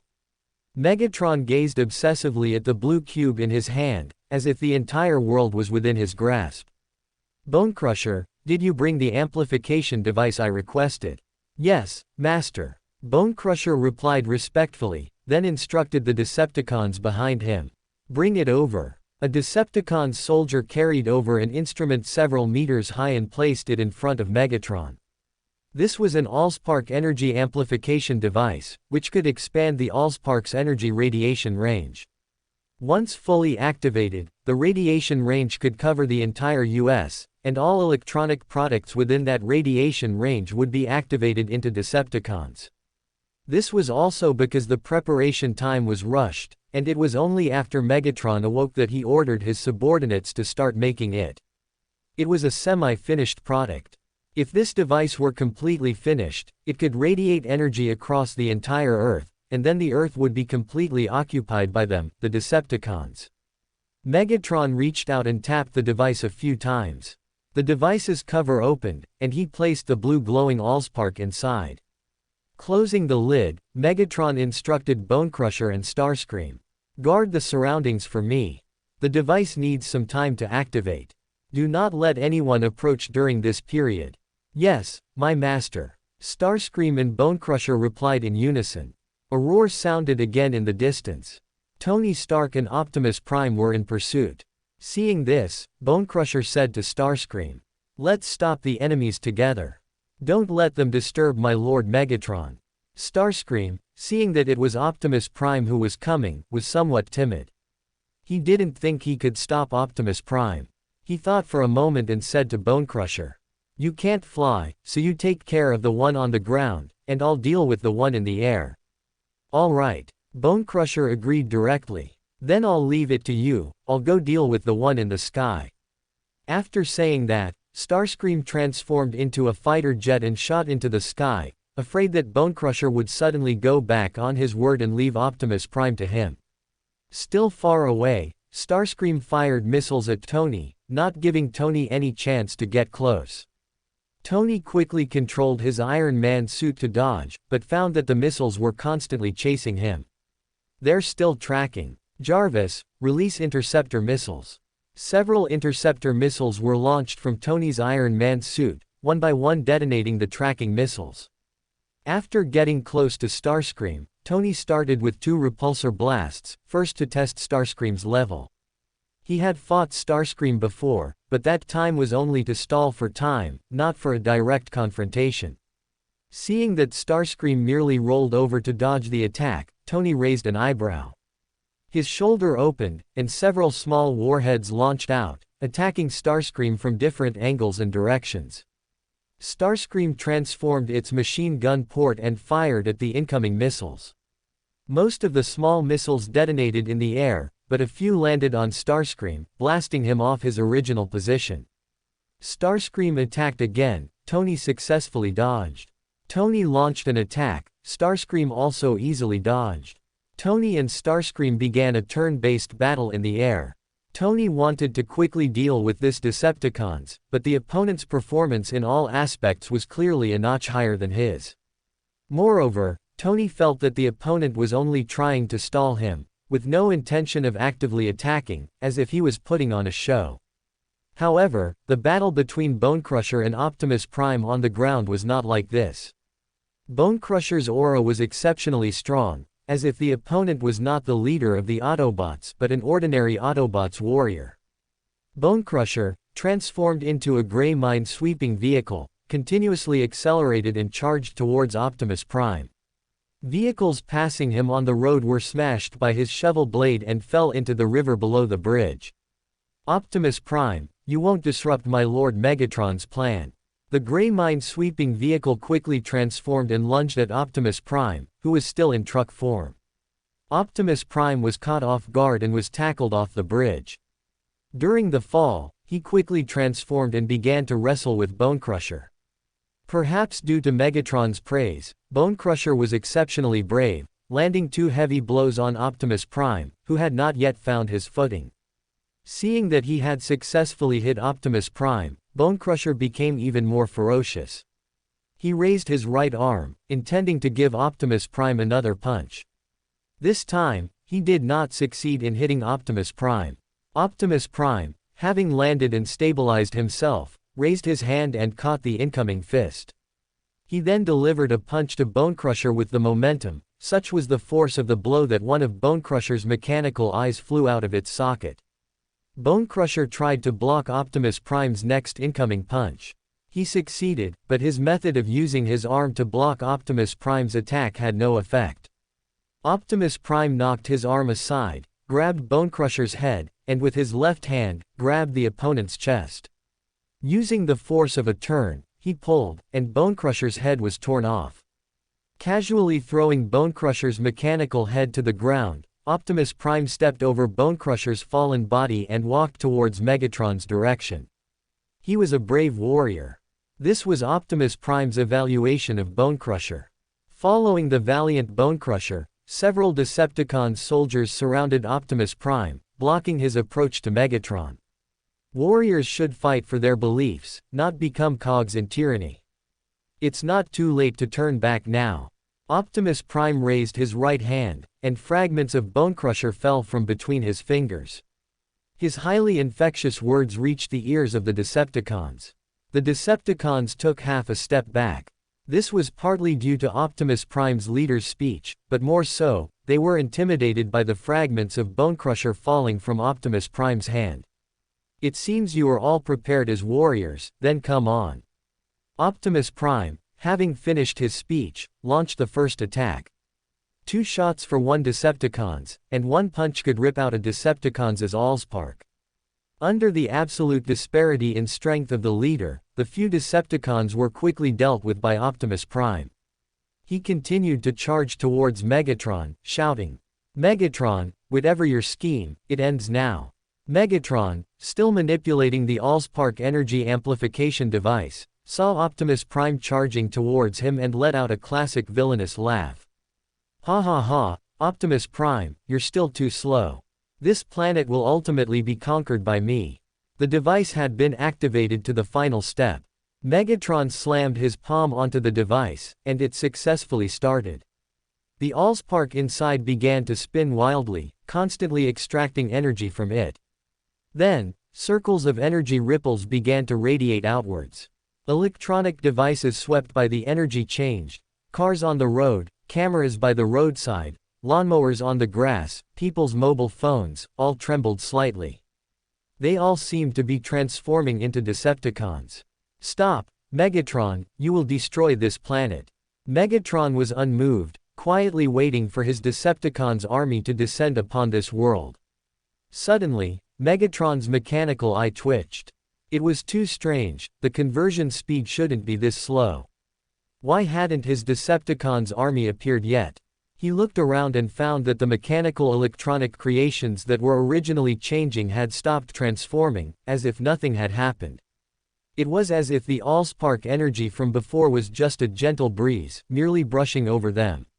What's going on? Is my device broken? Megatron first patted the Allspark amplification device, finding no effect. He quickly opened the device and took out the Allspark. Then he discovered that the light of the Allspark, which originally seemed to contain endless energy, became increasingly dim, and by the time he held it in his hand, even the light had disappeared. Even the Allspark began to become transparent, as if it was about to disappear. Megatron looked puzzled, squeezed the Allspark hard, and then the Allspark turned into countless specks of light and dissipated, as if a cosmos had exploded from his hand. What? Megatron's eyes were about to pop out. He couldn't believe that the Allspark had just dissipated in his hands like that. He frantically reached out into the glimmer, trying to grab the Allspark back, but in the end, even the glimmer faded, disappearing without a trace, as if it had never existed. This Allspark itself was a historical shadow pulled by Amon from the fissures of history. After being squeezed by the device, it completely couldn't bear it and disappeared into the current history. Megatron was still grabbing at the air, utterly unable to believe it, repeatedly shouting, "Impossible, impossible, how could it disappear, impossible." Although Optimus Prime didn't understand what had happened or why the Allspark had suddenly disappeared, he still understood that Megatron's scheme had failed. He stepped forward and kicked Megatron away. The flying Megatron finally came to his senses, looking at Optimus Prime with a fierce expression, shouting, "It must be you, you insidious Autobots, you actually faked an Allspark. It was your despicable sneak attack that stole the Allspark from us, and we didn't do it." Optimus Prime refuted Megatron's words, he didn't even know what had happened. Nonsense. Megatron angrily charged at Optimus Prime, and the two leaders began fighting again. This time was completely different from last time. Optimus Prime was not injured and his stamina was fully preserved. Bone Crusher was dealt with by Optimus Prime effortlessly, without any consumption. Megatron, on the other hand, was completely different. He had just been bombed by Tony with a large arc reactor and sustained serious injuries. Although he had partially recovered, his strength was still greatly affected, and he was constantly at a disadvantage in his fight with Optimus Prime. The battle between the two leaders was like a blacksmith forging iron, with sparks flying and parts scattering everywhere. "Megatron, stop, you've already lost." Although Optimus Prime said this, he showed no mercy. Catching Megatron's punch, he sliced off Megatron's newly repaired arm with one swing of his sword. Then, he opened a hole in Megatron's body, so deep that Starscream's panicked expression could be seen through it. Starscream just wanted to put on a show and coast along, without any risk, and once Megatron had resolved everything, he could also claim a significant merit. But what was the situation now? The Allspark was fake, Megatron couldn't defeat Optimus Prime and was about to fall. What about him? Was he going to be captured by the Autobots? Starscream would never allow himself to be in danger. He ignored Tony Stark, who was entangled with him in the air, and suddenly rushed towards Megatron, who was still fighting Optimus Prime. Starscream first knocked Optimus Prime aside, then picked up the heavily injured Megatron and fled into the distance. At this point, Optimus Prime's usual short sword was plunged into Megatron's chest, where his spark chamber was, and most of his spark had been destroyed. Megatron was just a hair's breadth away from returning to the embrace of the Allspark. "Optimus Prime, just wait, I will reclaim everything that belongs to me." Even while fleeing, Megatron didn't forget to utter a threat, maintaining his imposing demeanor. Tony came to Optimus Prime's side, opened his mask, and asked Optimus Prime with a frown, "Are you just going to let them go? They've already fled. Now is not the time to end everything," Optimus Prime said in a deep voice. Tony didn't dwell on the matter, changing the subject by saying, "Stark Tower is pretty much destroyed, and many buildings in Manhattan are ruined. It looks like the insurance companies are going to lose a fortune. I wonder how all my employees are doing." At this moment, streams of data appeared around Tony, forming Jarvis's body. "Sir, the base outside the city has been destroyed. I found Mr. Jazz's body." Bang! Optimus Prime kicked a large hole in a nearby bridge. The death of his comrade filled him with sadness and anger. "The silver big guy was still to my liking." Tony also sighed. In Manhattan at this time, the Decepticons, who had caused destruction everywhere, had been largely eliminated by the combined efforts of the Autobots and motorcycle people, Motorines. The last Decepticon was also split in half by Pili Huo's Great Saber, and the surrounding NYPD officers, who had not been very effective, immediately cheered. "Sir, there were 35 employee casualties, 9 deaths, including Mr. Obadiah Stane. He was unfortunately killed when a collapsing wall crushed him." Tony was silent for a moment, then sighed deeply.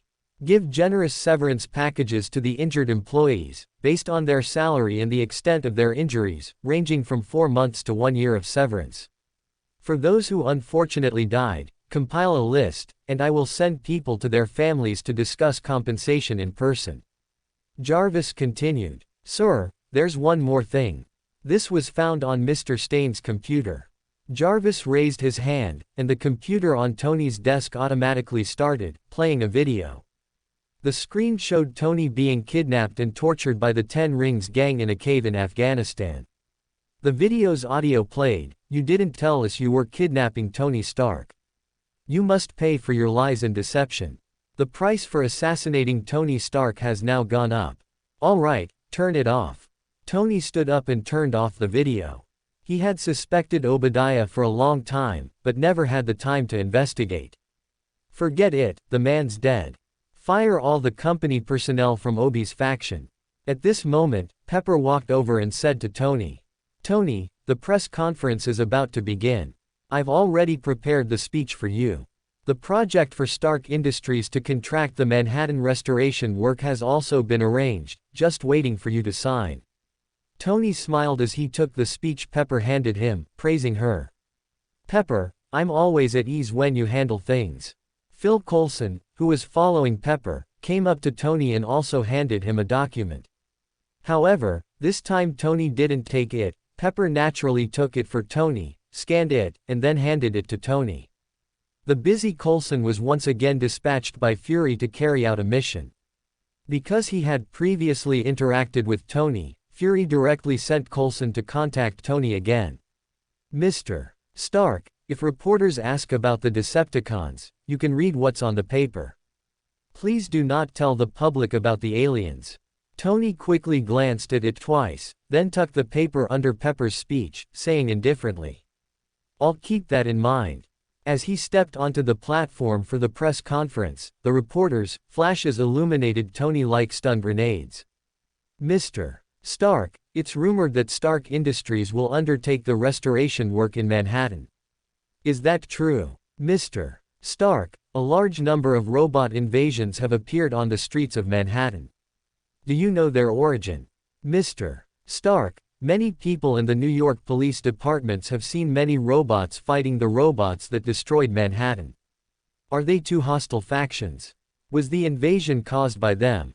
Mr. Stark, Stark Tower seems to be the center of the robot invasion.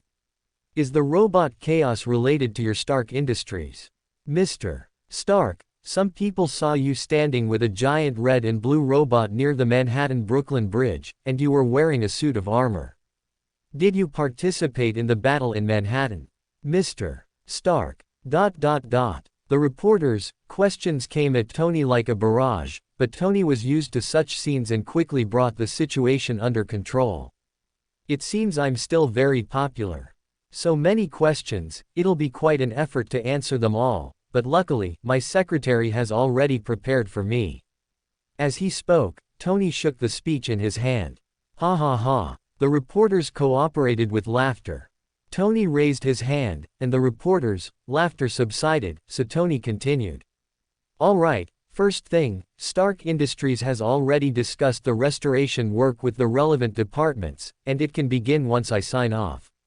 Our company has decided. Stark began to read from the script, which Pepper had arranged. He just needed to read it.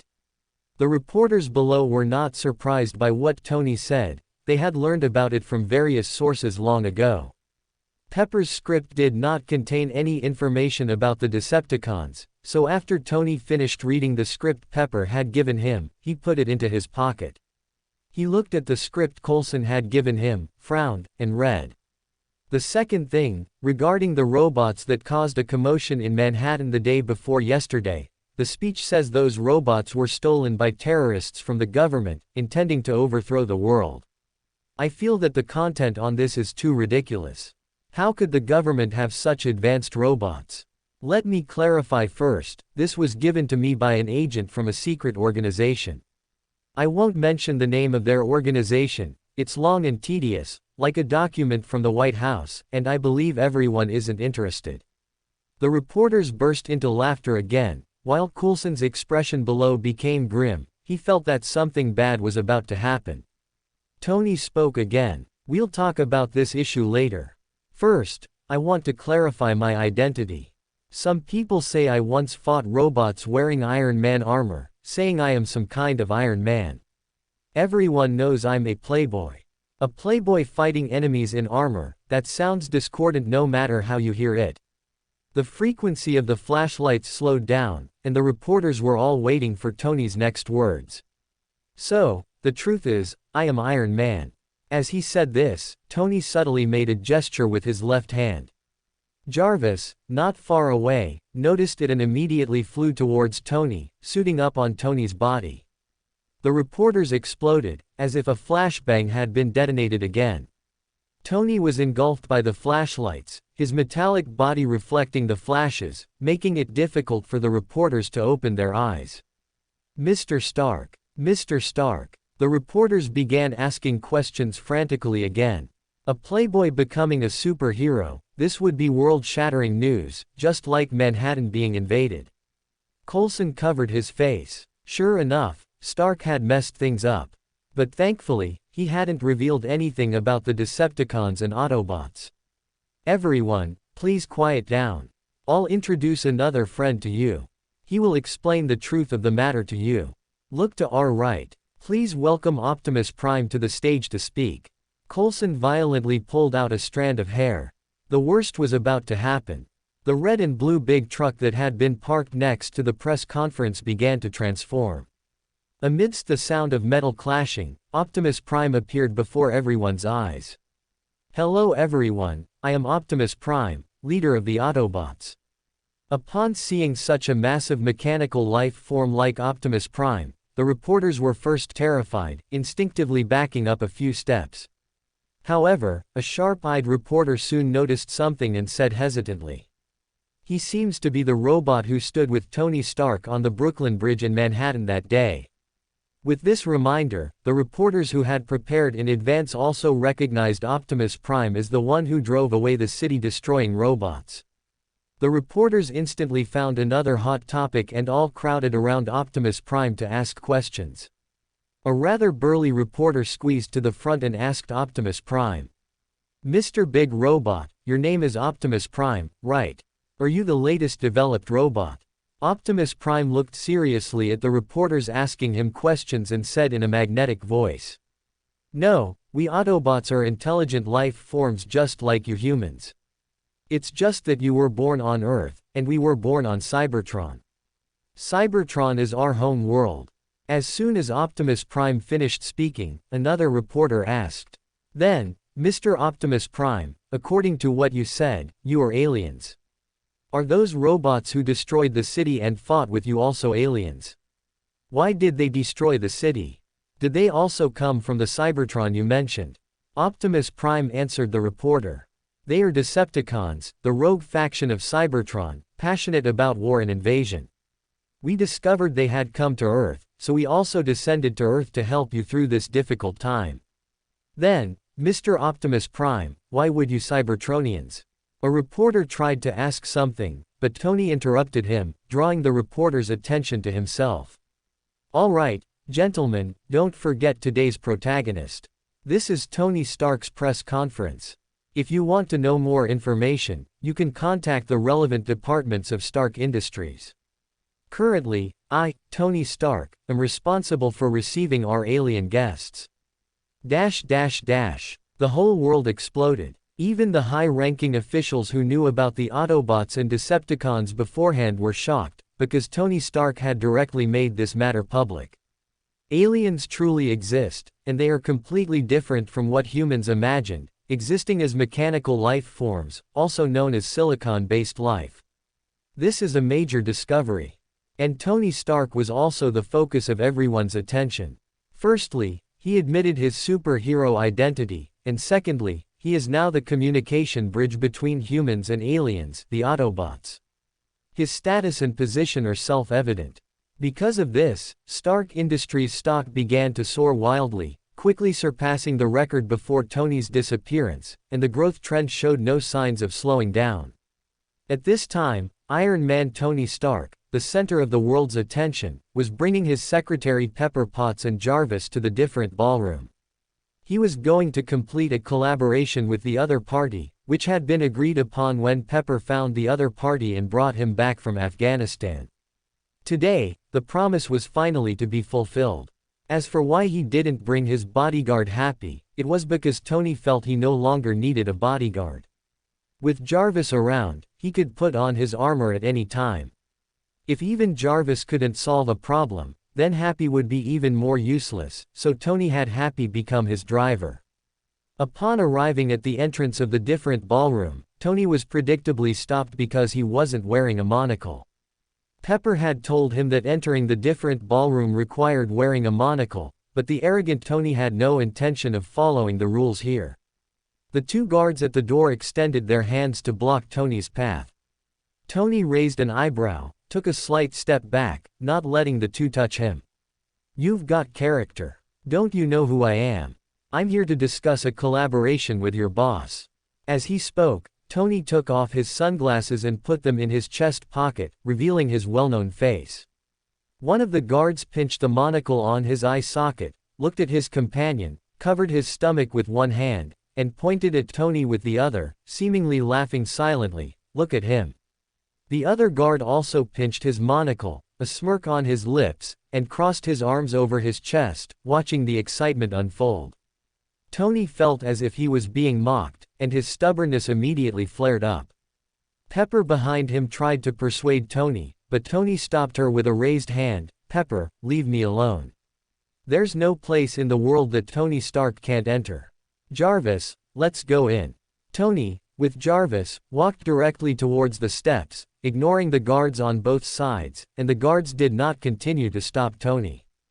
Seeing that the guards did not continue to block him, Tony showed a triumphant smile and said to Pepper behind him, "Pepper, see, they're all bark and no bite. Be firm, and they can't do anything to you." Tony said this while walking up the steps, 1 step, 2 steps, 3 steps, 4 steps. By the 5th step, Tony finally felt something was wrong. These steps clearly only had 3 tiers, so why had he taken 5 steps and still hadn't gone up? He looked down and saw there were still 2 tiers of steps ahead. Tony suddenly turned around and realized he was still standing on the first tier of steps. Tony looked at the guards on both sides and saw them looking at him with mocking eyes, as if saying, "Look, he can't even go up the steps." Tony's expression stiffened a bit. He suspected the steps under his feet were controlled by those 2 guards, moving backward automatically as he moved forward. "These little tricks can't stump me." Tony suddenly took a big stride, directly stepping onto the topmost tier of steps. This time, he stood firm and looked again, shocked to find he was back at the very bottom of the steps, not even having stepped on a single tier. He wanted to step back a few paces to examine this magical device carefully and find its flaw, but he didn't expect that as soon as he took 1 step back, he stepped into thin air, as if he was standing on the steps, with nothing behind him. Tony's arms spread out uncontrollably, trying to steady his body, but he reacted too slowly and was about to fall backward. If he fell hard, Tony's tailbone would be in trouble. Fortunately, Jarvis had been following Tony the whole time. Seeing Tony about to fall, he immediately supported him. "Oh, shit, what kind of steps are these?" Tony cursed in a low voice, genuinely startled this time. Pepper quickly came to Tony's side and asked with concern, "Tony, are you okay?" Pepper hadn't followed Tony up just now, so she had watched Tony continuously walk up the stairs, yet strangely, he kept moving up and down on the same step, as if someone had paused time and moved Tony back down.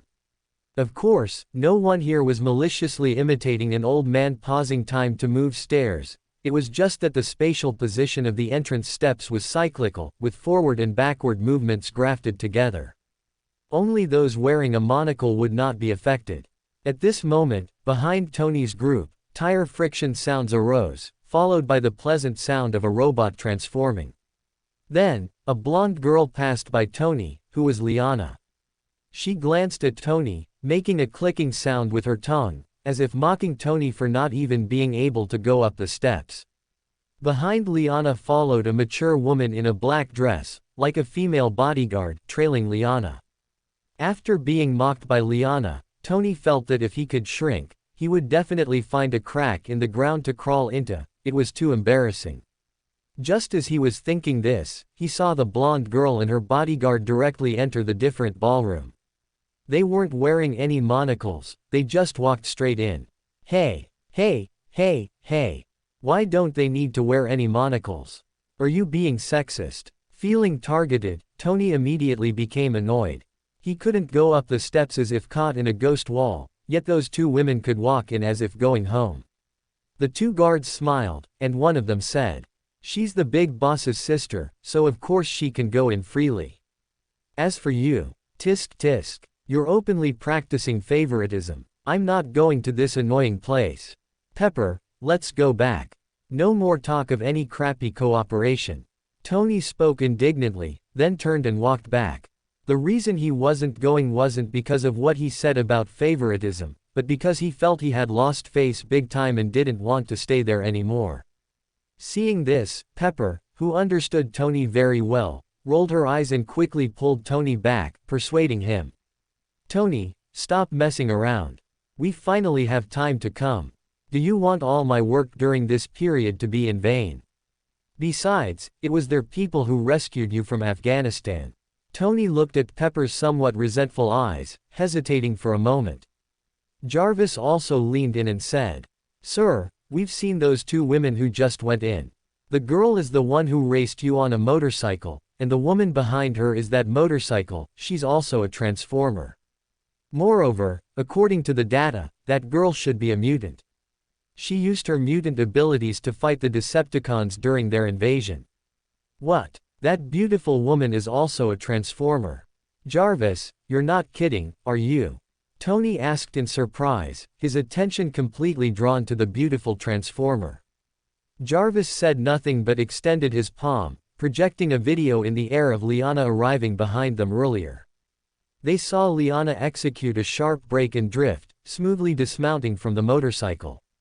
Then, the silver motorcycle quickly transformed, turning into a black-haired mature woman in the blink of an eye. It really is true. A transformer can even take on a human appearance. Tony suddenly had an idea and asked Jarvis. Jarvis, can you transform?" Jarvis's mouth seemed to twitch, and he said, "Sir, I cannot transform into a beautiful woman." Tony's mouth really twitched a few times. He said speechlessly, "Jarvis, is my impression in your mind that I only have eyes for beautiful women?" "Sir, that is not my impression, it is who you are." "Jarvis, you truly hurt my feelings." As he spoke, Jarvis's mechanical exterior began to change. The mechanical appearance receded, transforming into an adult male with light-colored hair and distinct, well-defined facial features. "It really works." Tony looked Jarvis up and down, feeling that this transformed appearance was acceptable. Pepper was also very surprised. Jarvis becoming a robot had already surprised her, and now being able to take on a human appearance made her feel the world was very magical. However, she hadn't forgotten the main business and said to Tony, "All right, Tony, we should go in. Here, take this." Pepper took out two monocles from her pocket and gave one to Tony. She knew her boss wouldn't have prepared any, so she had prepared them for him in advance, which is what a qualified secretary should do. "All right, then I'll reluctantly go in." Tony proudly took the monocle from Pepper's hand and awkwardly put it on his right eye. He wasn't used to wearing such things. With the monocle on, the guards at the door indeed no longer stopped him, and the steps no longer exhibited that strange phenomenon. Tony's group successfully entered the different ballroom. The decor is quite good. Tony's mouth still couldn't stay idle, this was his way of relieving embarrassment. Having been here twice, Pepper was very familiar with the layout. Soon, led by Pepper, Tony arrived at the conference room door. Tony couldn't help but say again, "No one even came to greet us." How rude. Pepper didn't pay attention to what Tony said, raising her hand and gently knocking twice on the office door. "Come in." A very young voice came from inside the door. After this voice fell, the door opened a crack by itself, as if someone was standing opposite the door, waiting to open it. Tony pushed the door completely open, and the scene inside the conference room came into his view.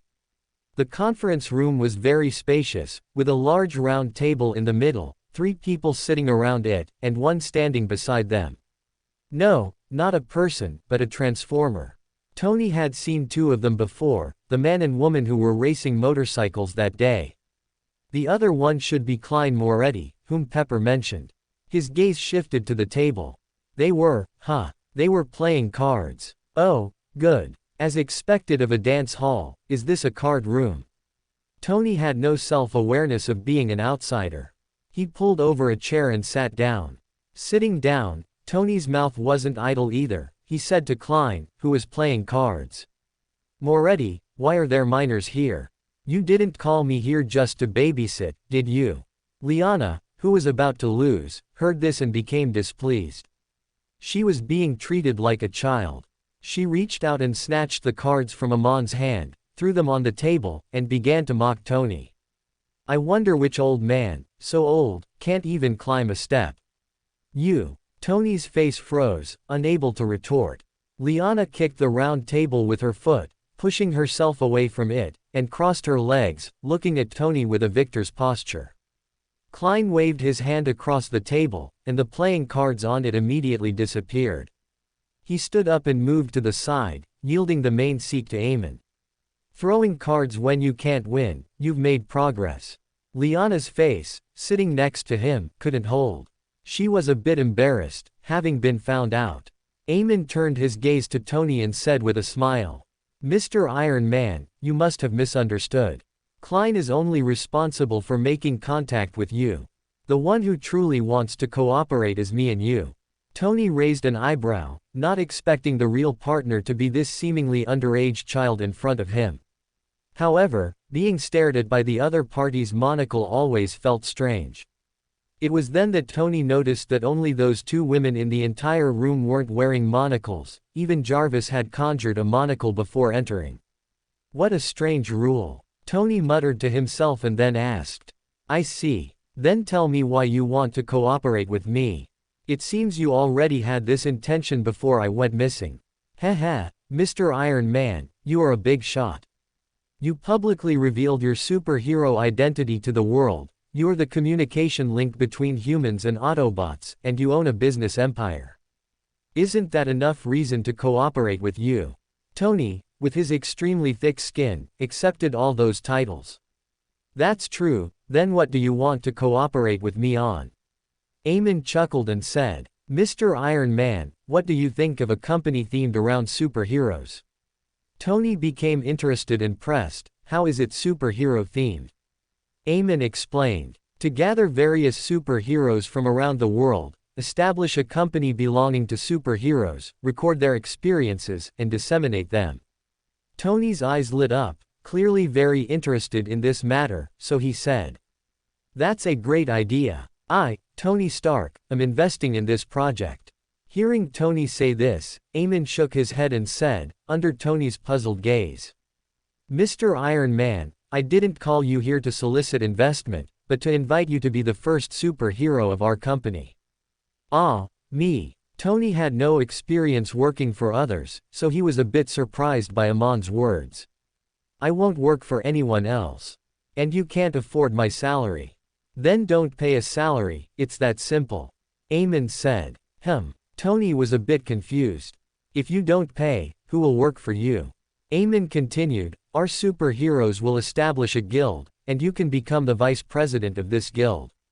Moreover, our company is not for profit, it is to provide a good platform for superheroes and offer them a more stable environment. Tony nodded at this and asked, a very good concept. I didn't become a superhero for money either, but why am I the vice president?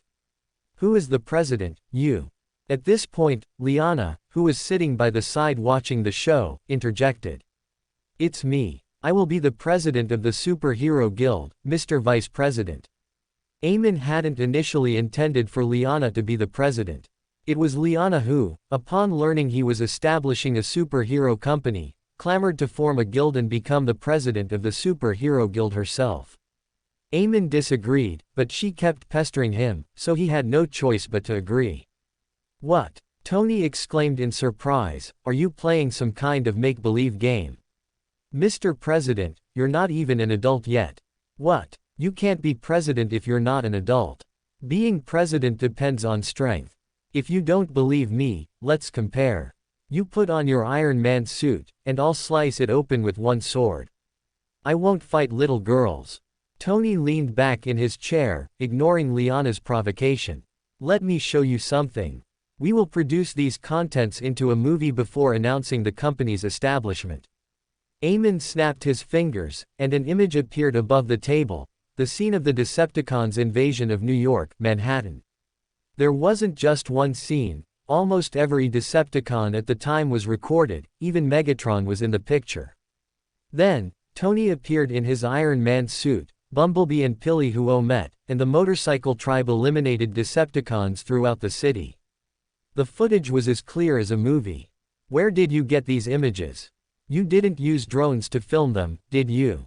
But I didn't notice any at the time. Tony was a bit confused. Amon chuckled and casually explained.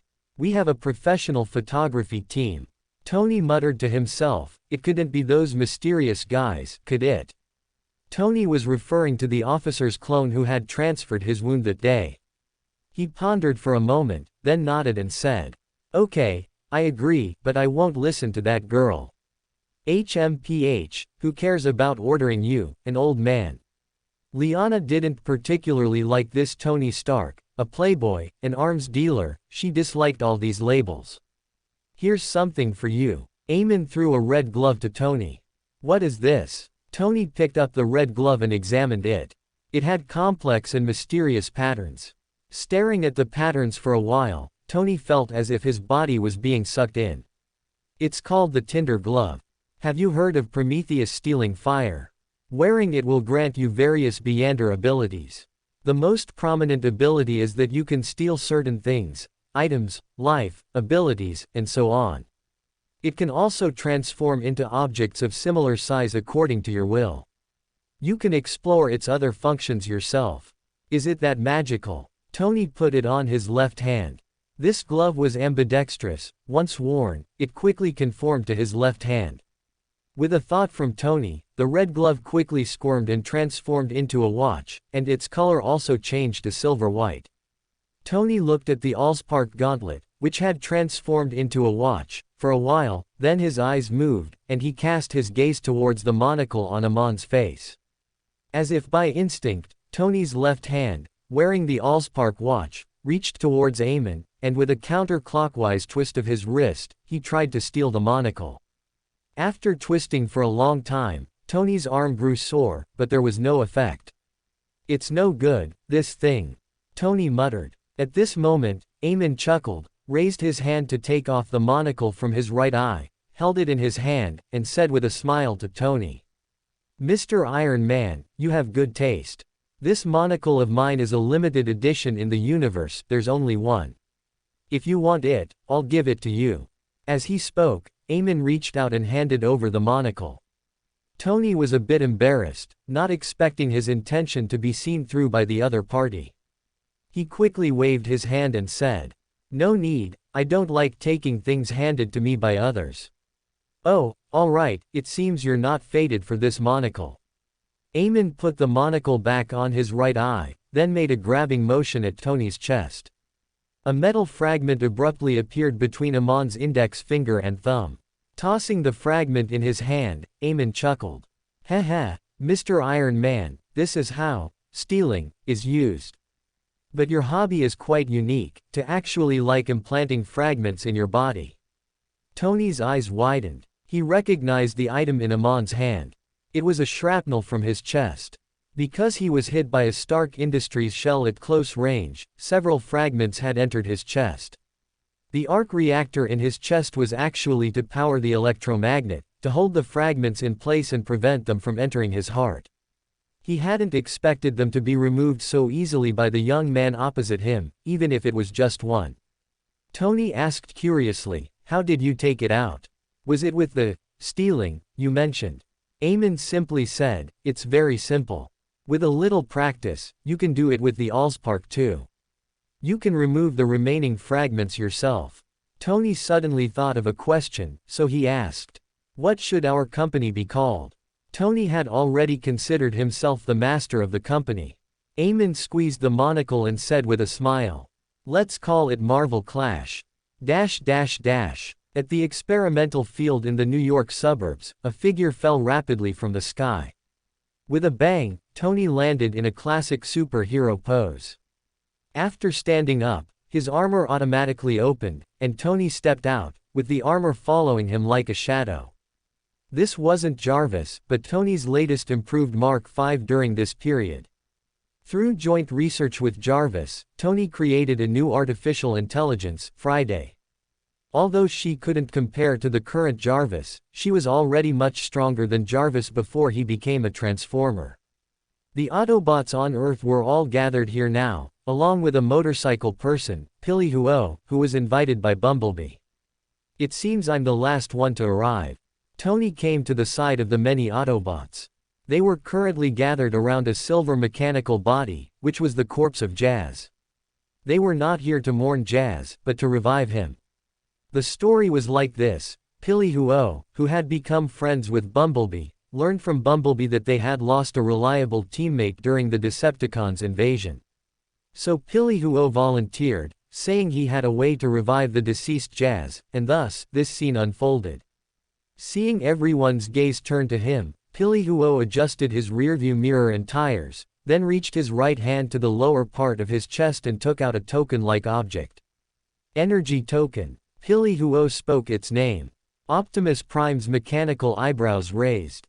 The energy token felt very similar to the Allspark to him. If it weren't for the huge difference in appearance, he would have thought it was the Allspark. Pili Huo stepped forward and placed the energy token in the Allspark chamber of the deceased Jazz. As Pili Huo pressed lightly with his palm, the energy token emitted light, and threads of energy began to enter Jazz's Allspark chamber. As the energy entered, the large hole in Jazz's chest began to rapidly repair, and soon Jazz was restored to his original state, as if he had just come out of a car factory.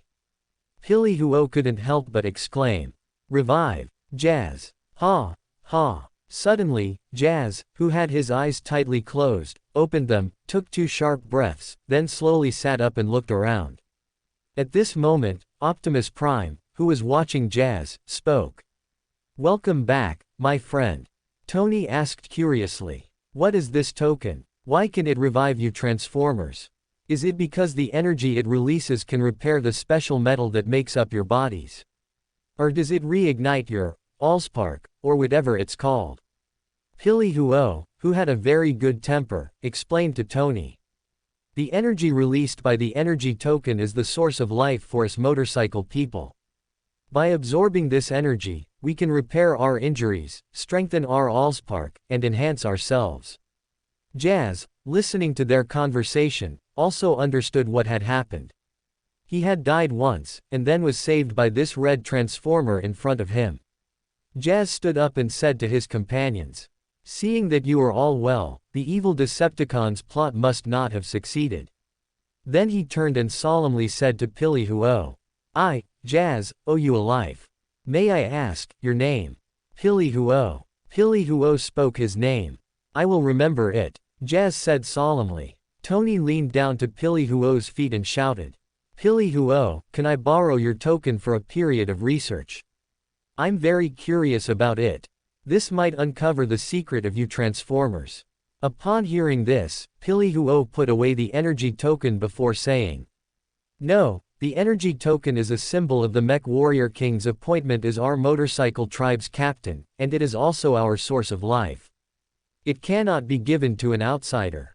Hearing this, Tony said helplessly, "All right, what a good child who listens to his mother."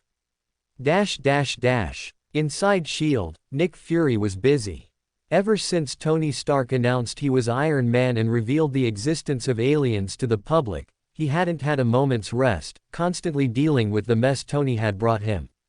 At this moment, the door to Nick Fury's office was opened, and Alexander Pierce walked in. Seeing Pierce enter, Nick Fury stopped his work. He had many things he wanted to say to his old friend.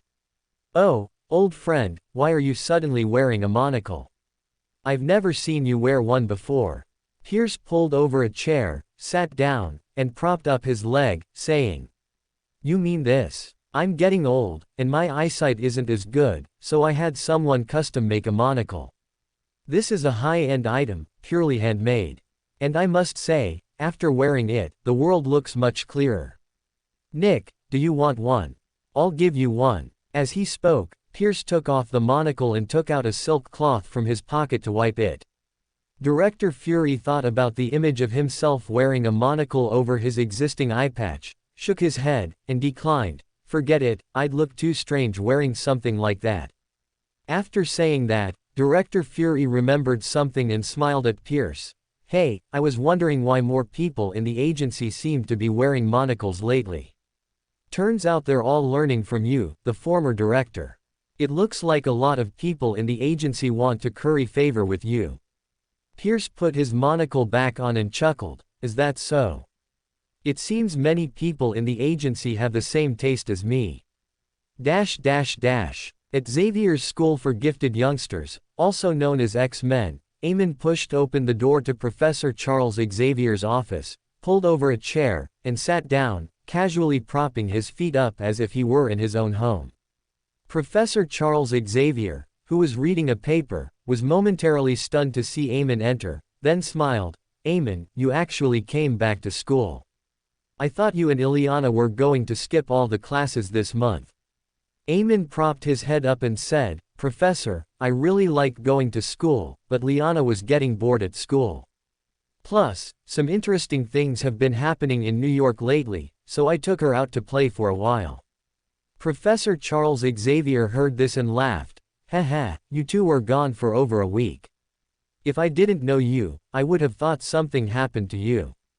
Amon waved his hand indifferently, changed his sitting posture, and continued to say to Professor Charles Xavier. Professor, don't you think teaching this way at the academy is boring? How about we try a different approach? A different approach? Professor Charles Xavier was taken aback for a moment, then shook his head and said. Are you suggesting they participate in some social practices and activities like students at other schools? I tried that some time ago, but as you know, mutants are different from ordinary people. We have all sorts of incredible abilities, and not all students can control their abilities as well as you can. This often leads to various accidents, so I reduced the frequency of students' contact with the outside world. Amon, sitting in the chair, extended a finger and wiggled it from side to side, indicating his disagreement with Professor Charles Xavier's view. Then Amon straightened up, and under the influence of some unknown force, the chair slid to Professor Charles Xavier's desk, and he said, Professor, while your statement has some merit, I don't agree. I believe mutants are no different from normal people, just with some special abilities. Even if you put an ordinary person in a place unsuitable for him, he will mess things up, let alone mutants with special abilities. They just aren't in the right place for them. Charles became interested and pressed. What you said has some truth, but where is the right place for us mutants? You seem to have some ideas. Professor, what do you think a superpower group is best suited for? Amon asked Charles with a smile. Charles thought for a few seconds and tentatively began.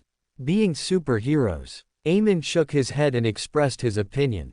No, not becoming superheroes. What they are best suited for is being stars, being idols. Huh. A big question mark appeared on Charles's forehead. Being a star. He had never thought of that. Amon continued. Professor, think about it. People with cool abilities, under professional packaging, will definitely be welcomed by the public. We can package mutants as superheroes and put them on the big screen. Haven't you always been working towards the integration of the mutant community into society? This is a very good method. Just like Captain America, the super soldier during World War II, is still revered by people and regarded as the U.S. spirit. And Tony Stark, who announced himself as a superhero some time ago, is now also very popular and an idol to many. After seriously considering Amon's words for a while, Charles's eyes began to light up, but then they dimmed again. He sighed. Alas, the idea is very good, but its implementation requires the support of multiple forces. Funding is not an issue, but the government certainly won't agree. Amon smiled. Professor, as long as you agree, I've prepared everything else. All that's missing is a group of super-powered individuals to be superheroes. Charles asked in surprise, prepared? What have you prepared? Amon squeezed the monocle, which was ground like crystal, and said with a smile. Didn't I tell you? After a pause, Amon continued. I have a company outside. Some time ago, I collaborated with Tony Stark to establish a company for superheroes. The name has already been decided, Marvel Clash. Charles exclaimed. A miracle, a very good name. Amon, you are even more outstanding than I thought, to have done so much by yourself. Professor, so you agree? Good, I'll borrow the X-Men. I'll return them to you once everything is in order. After Amon finished speaking, he stood up and walked towards the door, waving goodbye at the same time. Bye-bye, Professor. Professor Charles Xavier chuckled, that kid. The current captain of the X-Men was Cyclops Scott. At this moment, there were 3 people in his office, besides himself, his girlfriend Phoenix Jean, and the uninvited guest, Wolverine Logan. Seeing Wolverine Logan shamelessly sitting in his office, Cyclops Scott was somewhat displeased. He said with a somewhat cutting tone, I say, Logan, why do you always come here? Do you have nowhere else to go? Wolverine hadn't said anything yet when Phoenix Jean, who was nearby, spoke first. Scott, how can you talk like that? Logan is going to join our X-Men, so of course he needs to interact more with you, the captain. Hearing his girlfriend say that, Scott couldn't vent his anger and could only turn his head away, no longer looking at Wolverine. HMPH. The atmosphere in the office grew increasingly strange, even making Wolverine, an old hand at romance, feel a bit uncomfortable. Then, a knock came at the office door. Knock knock knock. Come in. A very awkward Scott quickly called out, allowing the person outside the door to enter. Phoenix Jean also got up and opened the door. Outside the door was the tall, muscular Peter Rasputin, who was Amon and Lyanna's older brother, Colossus.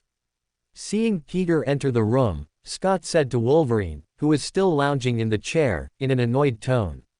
You're still sitting here. I have matters to attend to. Unrelated persons, please leave.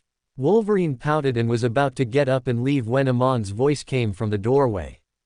Uncle Wolf, you should stay for now. It will save me from having to look for him later.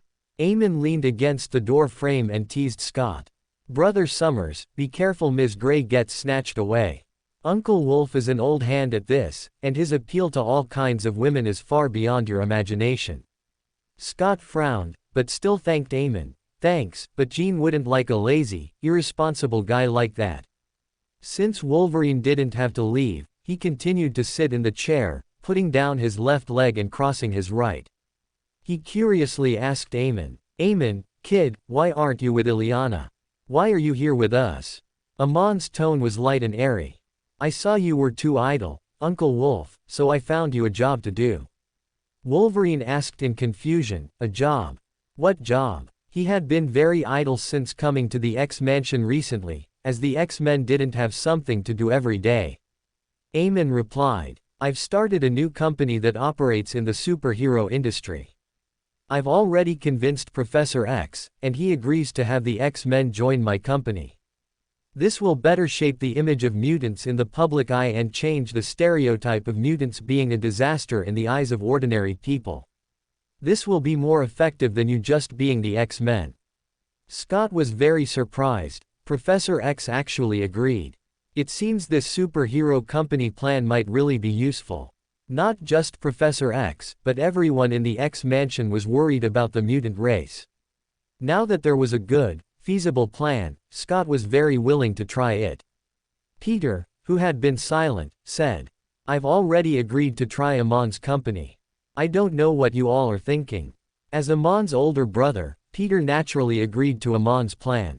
After Amon told him about the company, he agreed without much thought. Phoenix Jean and Cyclops Scott exchanged glances, nodded, and Scott spoke. Since Professor X has approved this plan, Jean and I naturally agree. I just don't know what a certain idler is thinking. Taking this opportunity, Scott also made a sarcastic remark about Wolverine, who was always eyeing his girlfriend. Wolverine retorted, "There's nothing in the X-Mansion that requires my intervention, and I don't know what a certain guy is busy with all day. As for joining your company, Amon, I agree. It's getting boring staying in the X-Mansion anyway." At this moment, Phoenix Jean interjected. "Aurora will be in Africa for a while, with her boyfriend T'Challa. As for whether she wants to join, we'll talk about it when she gets back." Amon clapped his hands and laughed. "All right, since you all agree, then get ready. This afternoon, we'll go to New York to discuss the specifics with our partner, Iron Man Tony Stark." Scott asked, "Iron Man? That guy who's been appearing on TV and in newspapers lately? They say he's the first person to communicate with aliens." Amon nodded and said, "The company was established in cooperation with him. We can use his fame to instantly make a name for ourselves, and he's very serious about this kind of thing, so it's easier to leave it to him." New York citizens were very shocked today. It wasn't that aliens had attacked again, but that a building, taller than Stark Tower, had appeared in New York overnight. They didn't know where the original buildings in that spot had gone, nor how or by whom this building was constructed. It just appeared there out of thin air, even fully decorated, and there were always shadows moving inside. On the outside of the building were the highly technological words, "Marvel Clash." This was the company building Amon had prepared for his superhero company. It wasn't stolen, it was a miracle. Over the years, Amon's avatars had fulfilled many wishes. In some regions, due to war, many people didn't even have a place to live, such as Afghanistan, Sokovia, and other places. When Amon's avatars fulfilled their wishes, many of them wished for simple things like food and houses. While casually fulfilling their wishes, Amon accumulated a large number of wishes and miracles related to creating buildings. Now, manifesting a building was still very simple. As for the employees inside the building, they were all Amon's diligent avatars. "Amon, how did you do it? Yesterday when I passed by here, there were just a few small factories. Now, suddenly, such a large building has appeared. This isn't another historical shadow you pulled out, is it?" Liana tugged at Amon's clothes, asking curiously. Amon pinched his monocle and said in a tone that suggested it was a trivial matter. "That's easy. I just performed a miracle. And Liana, you really don't use your brain when I say you don't. Didn't I tell you that historical shadows can only pull out things that actually existed? Have you ever seen a building exactly like this one? Just like this?" Amon casually pulled at the air, and a figure Liana was incredibly familiar with appeared in Amon's hand. It was herself, though her eyes seemed a little vacant. "See, isn't this something that actually existed?" As he spoke, Amon even tapped Liana's historical shadow's head with his hand. It was a good head. "Hey, don't tap randomly. What if you make me stupid?" Liana stepped forward and slapped away Amon's hand, which was still trying to tap. She touched the body of her historical shadow. "It's exactly the same. I want to learn too. Demonstrate a few more times, and I'll record this ability." Liana shook the key necklace hanging around her neck. This necklace was a mystical item of the door pathway, primarily given to Liana to prevent her from being teleported to the Hell border by the Hell Lord Belasco, but as a demigod-level mystical item, it possessed all its inherent abilities. Recording was its most basic ability, allowing it to record various abilities and use them when needed. "We'll talk about that later. Your teammates are here." Amon looked up at the sky, and Liana followed his gaze. A highly technological fighter jet flew over. One could only say it was indeed the black technology developed by Beast Hank, managing to fly over a metropolis like New York without alarming air traffic control. The X-Men's fighter jet landed on the top floor of the Marvel Clash Tower, where a helipad was reserved.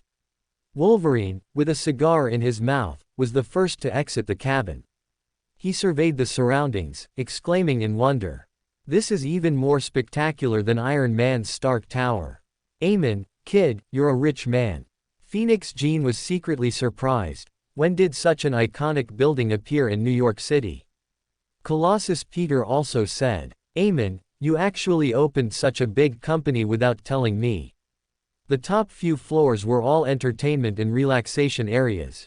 The group sat on a sofa by a semi-open-air swimming pool on the top floor, waiting for Iron Man Tony Stark to arrive. Yes, he was late. Scott was a bit displeased. Didn't we agree to meet at 3 in the afternoon? It's already 10 minutes past, why isn't Tony Stark here yet? Wolverine, accustomed to bickering with Scott, said. Young people just can't be patient. Amon chuckled and said, maybe someone has already arrived, but is too timid and is secretly observing the situation from outside. Ignoring what Amon said, Wolverine's gaze swept around, settling on a nearby wine cabinet. He was attracted by a few bottles of wine. What kind of wine is this? Wolverine, being an old drunkard, immediately recognized the special quality of these bottles of wine. He picked up one and asked Amon about it. Hearing Wolverine's question, Amon adjusted his monocle and replied with a smile. That's Moet champagne, a treasure from Napoleon's cellar. It's even older than you are. The setup here was prepared by Amon avatars. Adjusting his monocle is a habit of Amon's. He can also communicate with his avatars and get information without doing so. Most of the wine here was casually taken by Amon avatars from various places. A few bottles were direct historical projections, like the one in Wolverine's hand, which was Napoleon's favorite Moet champagne, taken directly from Napoleon's dining table in history by an avatar. Older than me, huh?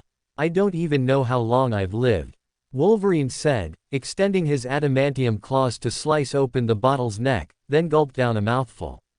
Ah, you know what, it tastes really good. Just as Wolverine was rummaging through the wine cabinet, the water in the bath began to ripple. Looking up, a golden red armor descended from the sky, landing in a three-point stance. The armor detached from Tony, revealing a tall, thin man, Jarvis. Tony is a cautious person, so for today's meeting, he specifically brought Jarvis along. Even though he was late, Tony still said righteously, "Not bad, you're very punctual. You didn't make me wait." He looked around the surroundings again, nodding in satisfaction. The company building is very well designed. I like it here very much. In fact, Tony had arrived much earlier. When Jarvis told him that a building taller than Stark Tower had suddenly appeared in New York, he rushed over. He spent half a day studying the outside of the building, unable to figure out how such a large structure could have been built overnight without anyone noticing. Tony asked Amon, "Did you hire a Chinese construction team? It seems like we'll need to find a few Chinese construction teams for the Manhattan Restoration Project too." "You can try," Amon replied without directly answering. Tony was about to say something when he suddenly caught sight of Wolverine, who was still looking for wine. "Oh, that Wolverine, what are you doing? Don't waste that bottle of old single malt. Look at you, as if you've never had a drink before." HMPH. Wolverine gulped down the old single malt Tony mentioned in one go, then tossed the empty bottle to Tony. "Here, since you like it so much." "Huh, this bottle looks just like the one I lost in Afghanistan." Unconsciously catching the bottle, Tony noticed something was off. This type of wine should have been out of print, the last bottle he had taken to Afghanistan, but he lost it during a terrorist attack. Without thinking too much, he placed the bottle on a nearby table. Tony Stark looked at the X-Men and asked, "Which one of you X-Men is in charge?" Cyclops Scott walked over, extending his hand and saying, "Cyclops, Scott Summers, Mr. Stark. I am the captain of the X-Men." Tony didn't shake Scott's hand. "I never shake hands with anyone." Scott's face stiffened for a moment.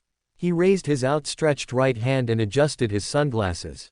As annoying as that wolf. He mentally categorized Tony and Wolverine as the same type of person. Tony looked at Colossus and Phoenix. Seeing Tony's gaze, Colossus spoke. "Colossus, Peter Rasputin." "Rasputin." Tony murmured the surname. That disagreeable little girl and that mysterious fellow also seemed to be named Rasputin, so he curiously asked Colossus, "What's your relationship with those two siblings?" Colossus paused, then realized, "You mean Amon and Lyanna. I'm their older brother." "I see." Tony nodded. He shifted his gaze to the last person. Beautiful lady, what's your name? I have some impression of you. Perhaps we could have a drink and chat properly. Scott answered for Jean. She's Jean Grey, my girlfriend. Besides being a member of our X-Men, she's also a doctor of psychology and biology. Perhaps you've seen her at some academic reports. Scott protected Jean like a mother hen. He knew that Tony Stark was a notorious playboy, and he was already feeling a bit sensitive because of Wolverine. "Huh, still protecting your food." Tony couldn't help but tease, seeing the situation. Jean rolled her eyes at Scott. He had been like this ever since Wolverine joined the Academy, and she was particularly sensitive to emotions, easily discerning Scott's unease and a hint of jealousy. She placed her hand on Scott's shoulder and gently said to him, "It's all right, Scott, don't you trust me?" She thought for a moment and then said to Tony, "My codename is Phoenix. Just call me Jean. I gave a lecture on mutants in the academic world a while ago, and there were many reporters present. Perhaps you learned about me from the reports then." "Perhaps. I never really cared about mutant matters before," Tony replied indifferently. Wolverine felt ignored, but since Tony didn't ask, he wasn't in the mood to tell his name to a man. He didn't want to speak, but someone else wanted to speak for him. Scott, as the captain, introduced Wolverine to Tony. "That drunkard is Logan, nicknamed Wolverine. You don't need to pay attention to him, he's just freeloading food and drinks." Wolverine didn't care what Scott said about him, he was already immersed in fine wine. Starlight emerged by the pool, and a giant red and blue robot walked out. Compared to his size, the open-air swimming pool next to him looked like a large puddle. "I am Optimus Prime, representing the Autobots," invited by Tony. Klein walked out from behind Optimus Prime and greeted politely. "Hi everyone, I'm Klein. I'm considered the president of this company, but I'm just an employee. Amon is the real boss. Optimus Prime is too big to take the elevator, so he found me, and I teleported him up. Amon, his abilities seem similar to yours." Colossus, sitting next to Amon, exclaimed. "I feel the same way," Amon agreed, nodding. Klein is a little over 1.7 meters tall, not outstanding in appearance but very refined and scholarly. He usually wears a suit and a top hat, making him quite likable. The several people introduced themselves again and got to know each other. Amon clapped his hands, drawing everyone's attention, then he spoke. "Most of the people are here. I'll talk about the special aspects of the company. I won't mention the things that are the same as ordinary companies. First, the company's employees have been hired for now. If you want to hire new people, just fire the current employees, they will agree. Then, the company has a recruitment department responsible for recruiting superpowered individuals for training, which is very crucial. The company also has a department whose personnel specialize in recording the experiences of you superheroes. They can also protect our company's superheroes to a certain extent. You'd best not replace the employees in this department, they are very hard to find. Finally, our company also has a very special department, the Mutant Reclamation Department. I built this company partly with mutants in mind. This department can take away their abilities with their consent. For most first and second tier mutants, they don't have many useful abilities themselves and may even suffer negative effects like physical deformities. They can come to our company to sell their abilities. Of course, they can also choose to only remove the negative effects, entirely at the mutant's discretion." When Amon finished speaking, everyone except Klein and Liana widened their eyes. Of course, Optimus Prime didn't count, he wasn't human. Liana was already used to Amon's strange abilities, so this kind of thing didn't surprise her. "You said you can eliminate mutant abilities. Does Professor know about this?" Scott couldn't sit still. Eliminating mutant abilities. That was unthinkable. This was an ability that could shake the very foundation of mutants. "Don't get excited, Brother Summers, please sit down first. We only take away their abilities, we don't eliminate them. It's like a commodity, after a transaction, the commodity still exists, it just goes into another person's hands. Mutant abilities are the same, they just go into the hands of those who need them more. Amon's words were full of convincing power. Hearing Amon's words, Scott immediately calmed down and sat back. Amon added, "Don't replace the people in this department. The water is very deep in there, others won't be able to handle it." "All right, for any other questions, you can ask Klein, he will be in charge." Tony asked, "When does the Superhero Guild start? I already have a great idea." "You ask her." Amon pointed his thumb at Liana, who was being massaged by Artemis. Liana told Artemis to stop the massage for a moment and said excitedly, "Haha, Vice President, you just reminded me. I also have a great plan. Let's go implement it now." Tony's smile was a bit stiff. He didn't think the plan in her mouth would be a good idea. Tony once again held a press conference, and the news world was once again shaken. Tony had brought them another sensational piece of news. Iron Man Tony Stark, in cooperation with another unknown person, had created a new company, a company themed around superheroes. At the press conference, Tony grandly announced that he would team up with the X-Men and the alien race, the Autobots, to form a massive superhero group. Anyone willing to become a superhero could go to the Marvel Clash group for an interview. Those who passed would receive training to become a true superhero. Who is the superhero? My friend, you are the real superhero. Tony, full of vigor, pointed his finger at the camera, as if telling everyone in front of their televisions that they too could become superheroes. Bang! Shield once again damaged an electronic screen. An enraged Nick Fury threw his coffee cup at the screen. "Officer, this is the 5th screen you've broken in these 2 weeks." Deputy Officer Hill couldn't stand it anymore and reminded Nick Fury, "Motherfucker. Then go apply for funding. The base's equipment needs to be updated."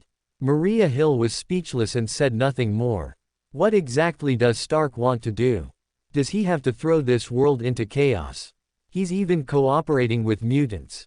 And what's with that, Unique? What exactly is going on? Why can they cooperate with Tony Stark?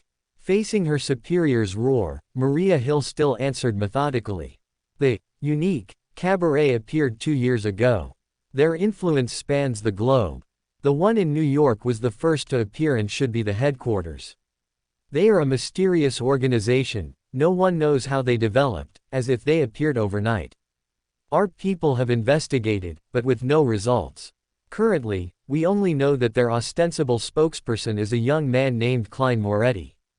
Maria Hill had already looked up Shield's information on Unique beforehand, so she answered effortlessly. Send Black Widow to investigate the details of this Unique, and also notify the White House. I need to talk to the White House. Yes. Maria Hill received the order and began to make arrangements. Nick Fury came to a dark conference room. There were multiple screens in the conference room. He flipped a switch, operated it a few times, and the screens lit up, with people logging on one after another. "Fury, why did you suddenly call this meeting?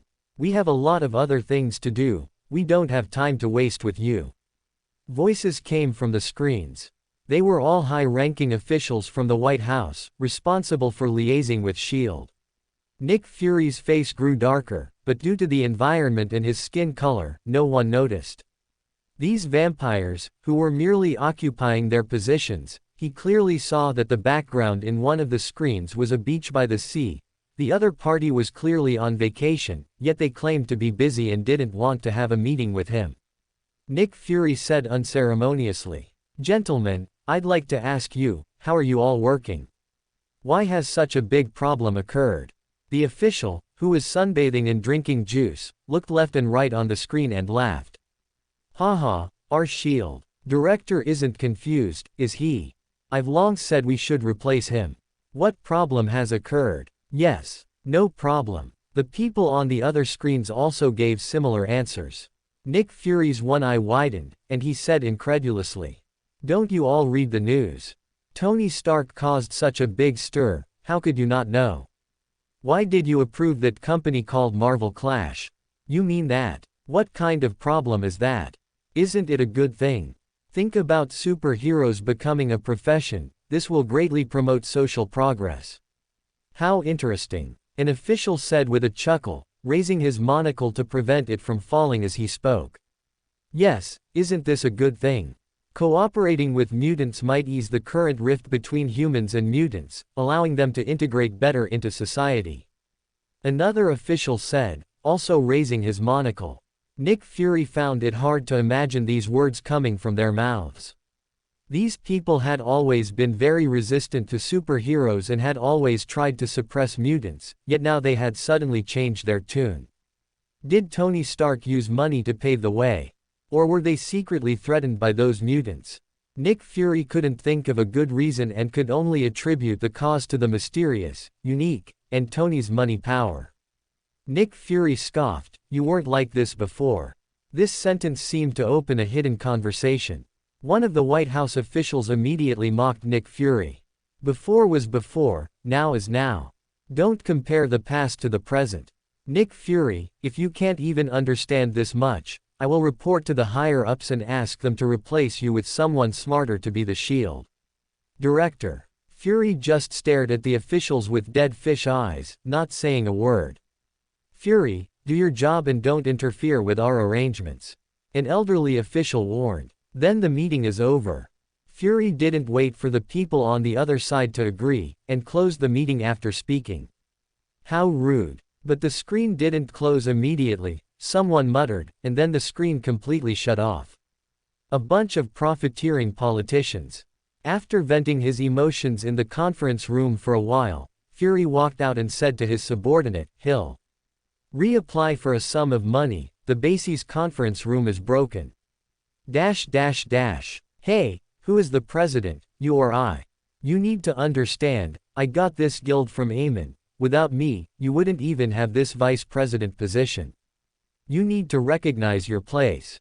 Liana couldn't help but say. She had proposed so many good ideas, but the mustached man in front of her had rejected all of them, even calling her childish. Tony Stark leaned back in his chair, took a sip of iced drink, and said unhurriedly, "Your ideas are like those of an immature child." "Oh, that's right, you are a child. I think you should just be a mascot, and leave the decision-making to me, the adult." Liana was unconvinced and retorted, "This is a superhero guild, it should be decided by powerful super-powered individuals. Do you have superpowers? I only see you staying in your iron shell." Tony scoffed, took another sip of iced drink, and smiled proudly. Having a brain is also a kind of ability, and it's much more useful than superpowers. Coincidentally, I am a genius, and from my observation, you don't seem to have this ability. Liana's beautiful brows furrowed. This guy's mouth was even fouler than Amon's. No wonder Amon wanted to cooperate with this guy, turns out they were birds of a feather. "All right, little girl, just follow my arrangements. I have other things to do, so I won't play with you anymore." With that, Tony Stark got up and left the office. Looking at Tony's arrogant back, Liana felt very displeased. Suddenly, a good idea sparked in her mind. Gripping the key necklace hanging around her neck, she used an ability she had recently recorded from Amon. Tony, walking towards the company exit, looked at the steps below his feet and recalled an unpleasant memory. He shook his head, "This isn't that peculiar place, I'm still half a master here. 1 step, 2 steps, 3 steps. Tony's heart trembled. 4 steps, 5 steps, 6 steps. He still couldn't walk down these steps that only had 3 sections. Damn it, who's playing tricks again? Tony cursed under his breath. Oh, isn't this our great genius? Why can't he walk down the steps again? Quickly use your clever brain to think of a solution. Walking down steps should be very simple, right? A smug Liana walked past Tony, deliberately slowing her pace so Tony could clearly see how she walked down. Then, Liana's figure flickered and disappeared from the spot. Darn it, what a petty woman.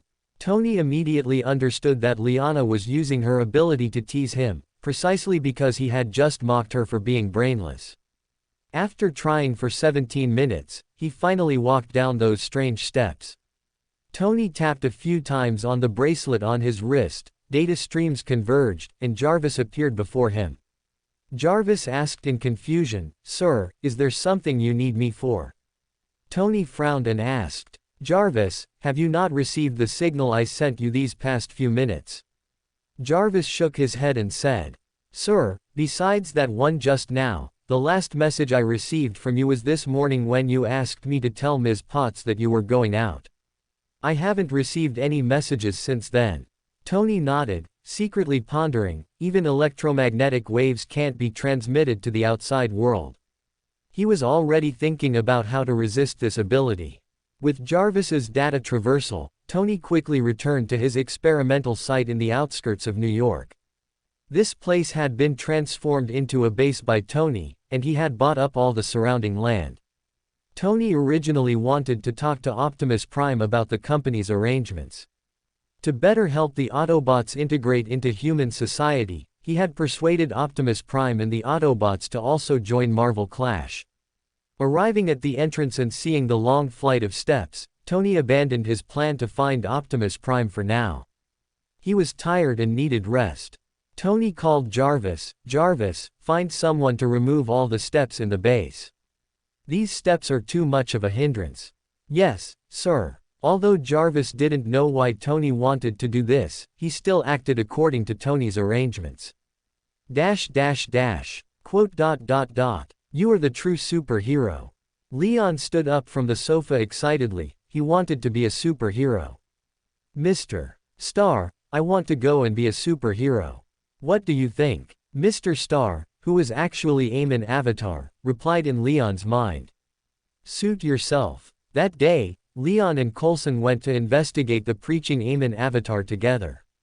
Amon Avatar saw the boy's uniqueness at a glance, so he split an avatar for shallow-level parasitism, transforming into Mr. Star and becoming the boy's grandpa. Shallow-level parasitism causes no harm to the host, only possibly bringing some influence to the host's behavior and habits. The parasitic state can also be ended at any time, allowing the host to return to a normal state.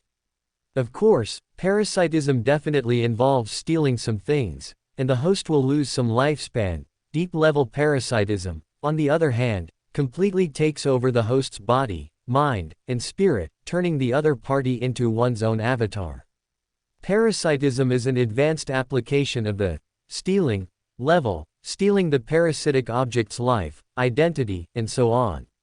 Leon was a passionate young man who had dreamed of becoming a hero like Captain America since childhood. By chance, he came into contact with S.H.I.E.L.D. and, as expected, was attracted by this mysterious organization that claimed to protect world harmony, becoming a S.H.I.E.L.D. agent. But the life of a S.H.I.E.L.D. agent was completely different from what he imagined. Not everyone had the chance to save the world. Small agents like him could only do minor investigative tasks and were oppressed by Fury every day. He quickly grew indifferent to agent life, but because of S.H.I.E.L.D.'s unique nature, he could only continue to stay in the organization until he went on a mission with Officer Coulson and met Amon Avatar, Mr. Star.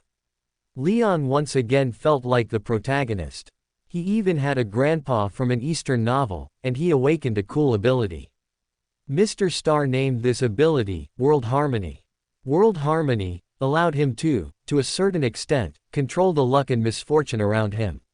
He could allocate misfortune and luck within the surrounding area, causing misfortune to gather and befall people or objects nearby, or reallocate luck to achieve various incredible effects.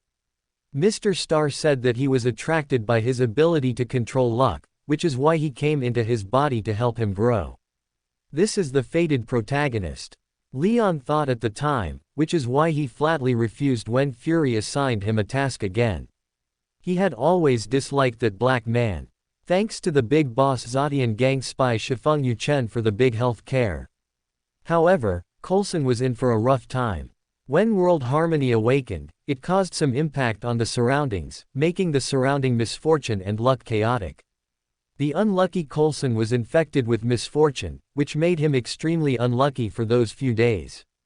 Leon took out his phone and dialed a number he had always disliked. After connecting, before the other side could speak, Leon spoke first. "Black bald egg, I'm going to be a superhero." Whoever wants to be an agent can go, I'm not doing it anymore. Without waiting for Fury to reply, Leon hung up the phone. Fury on the other end of the line was completely bewildered. Is Leon acting up again?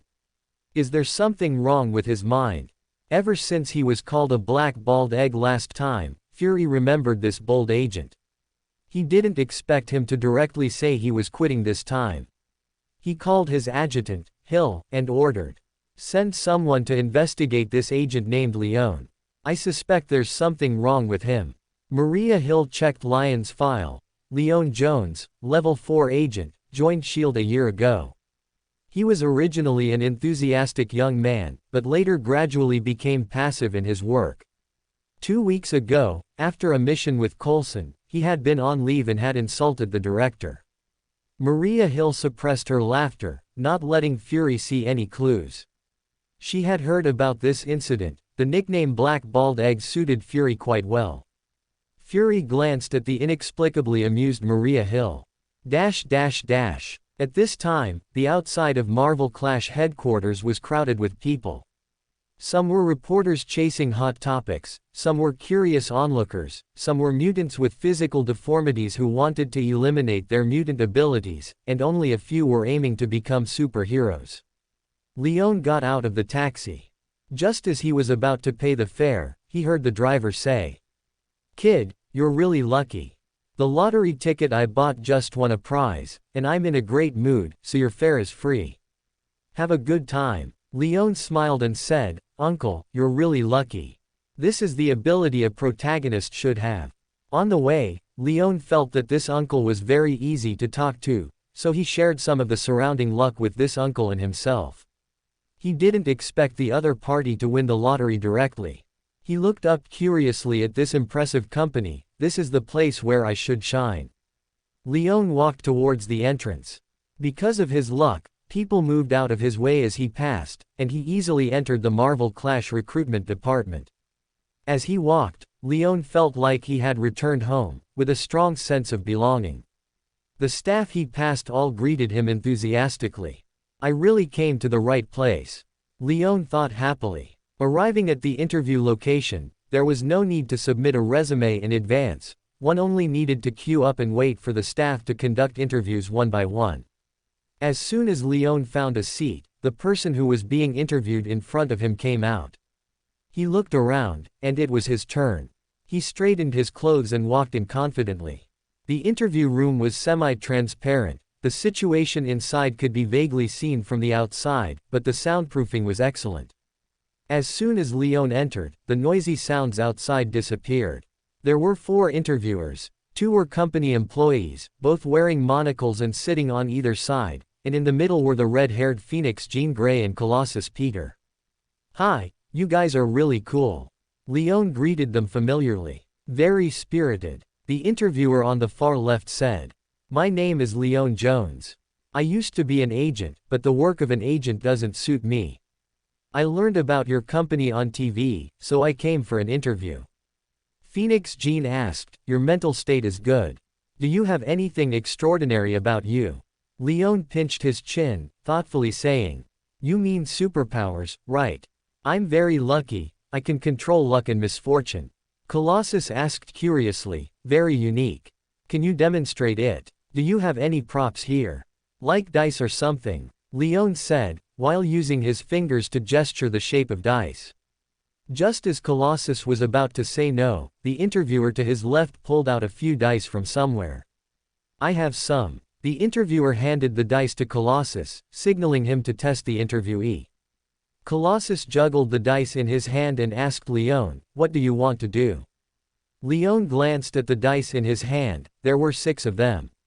"You throw them all out, and I say their pips will all be 6. That confident?" Colossus looked at the dice in his hand again and threw them all onto the table. The dice bounced on the table, 1 6, 2 6s, 3 6s. As the last die stopped, all the dice on the table showed 6 pips facing up.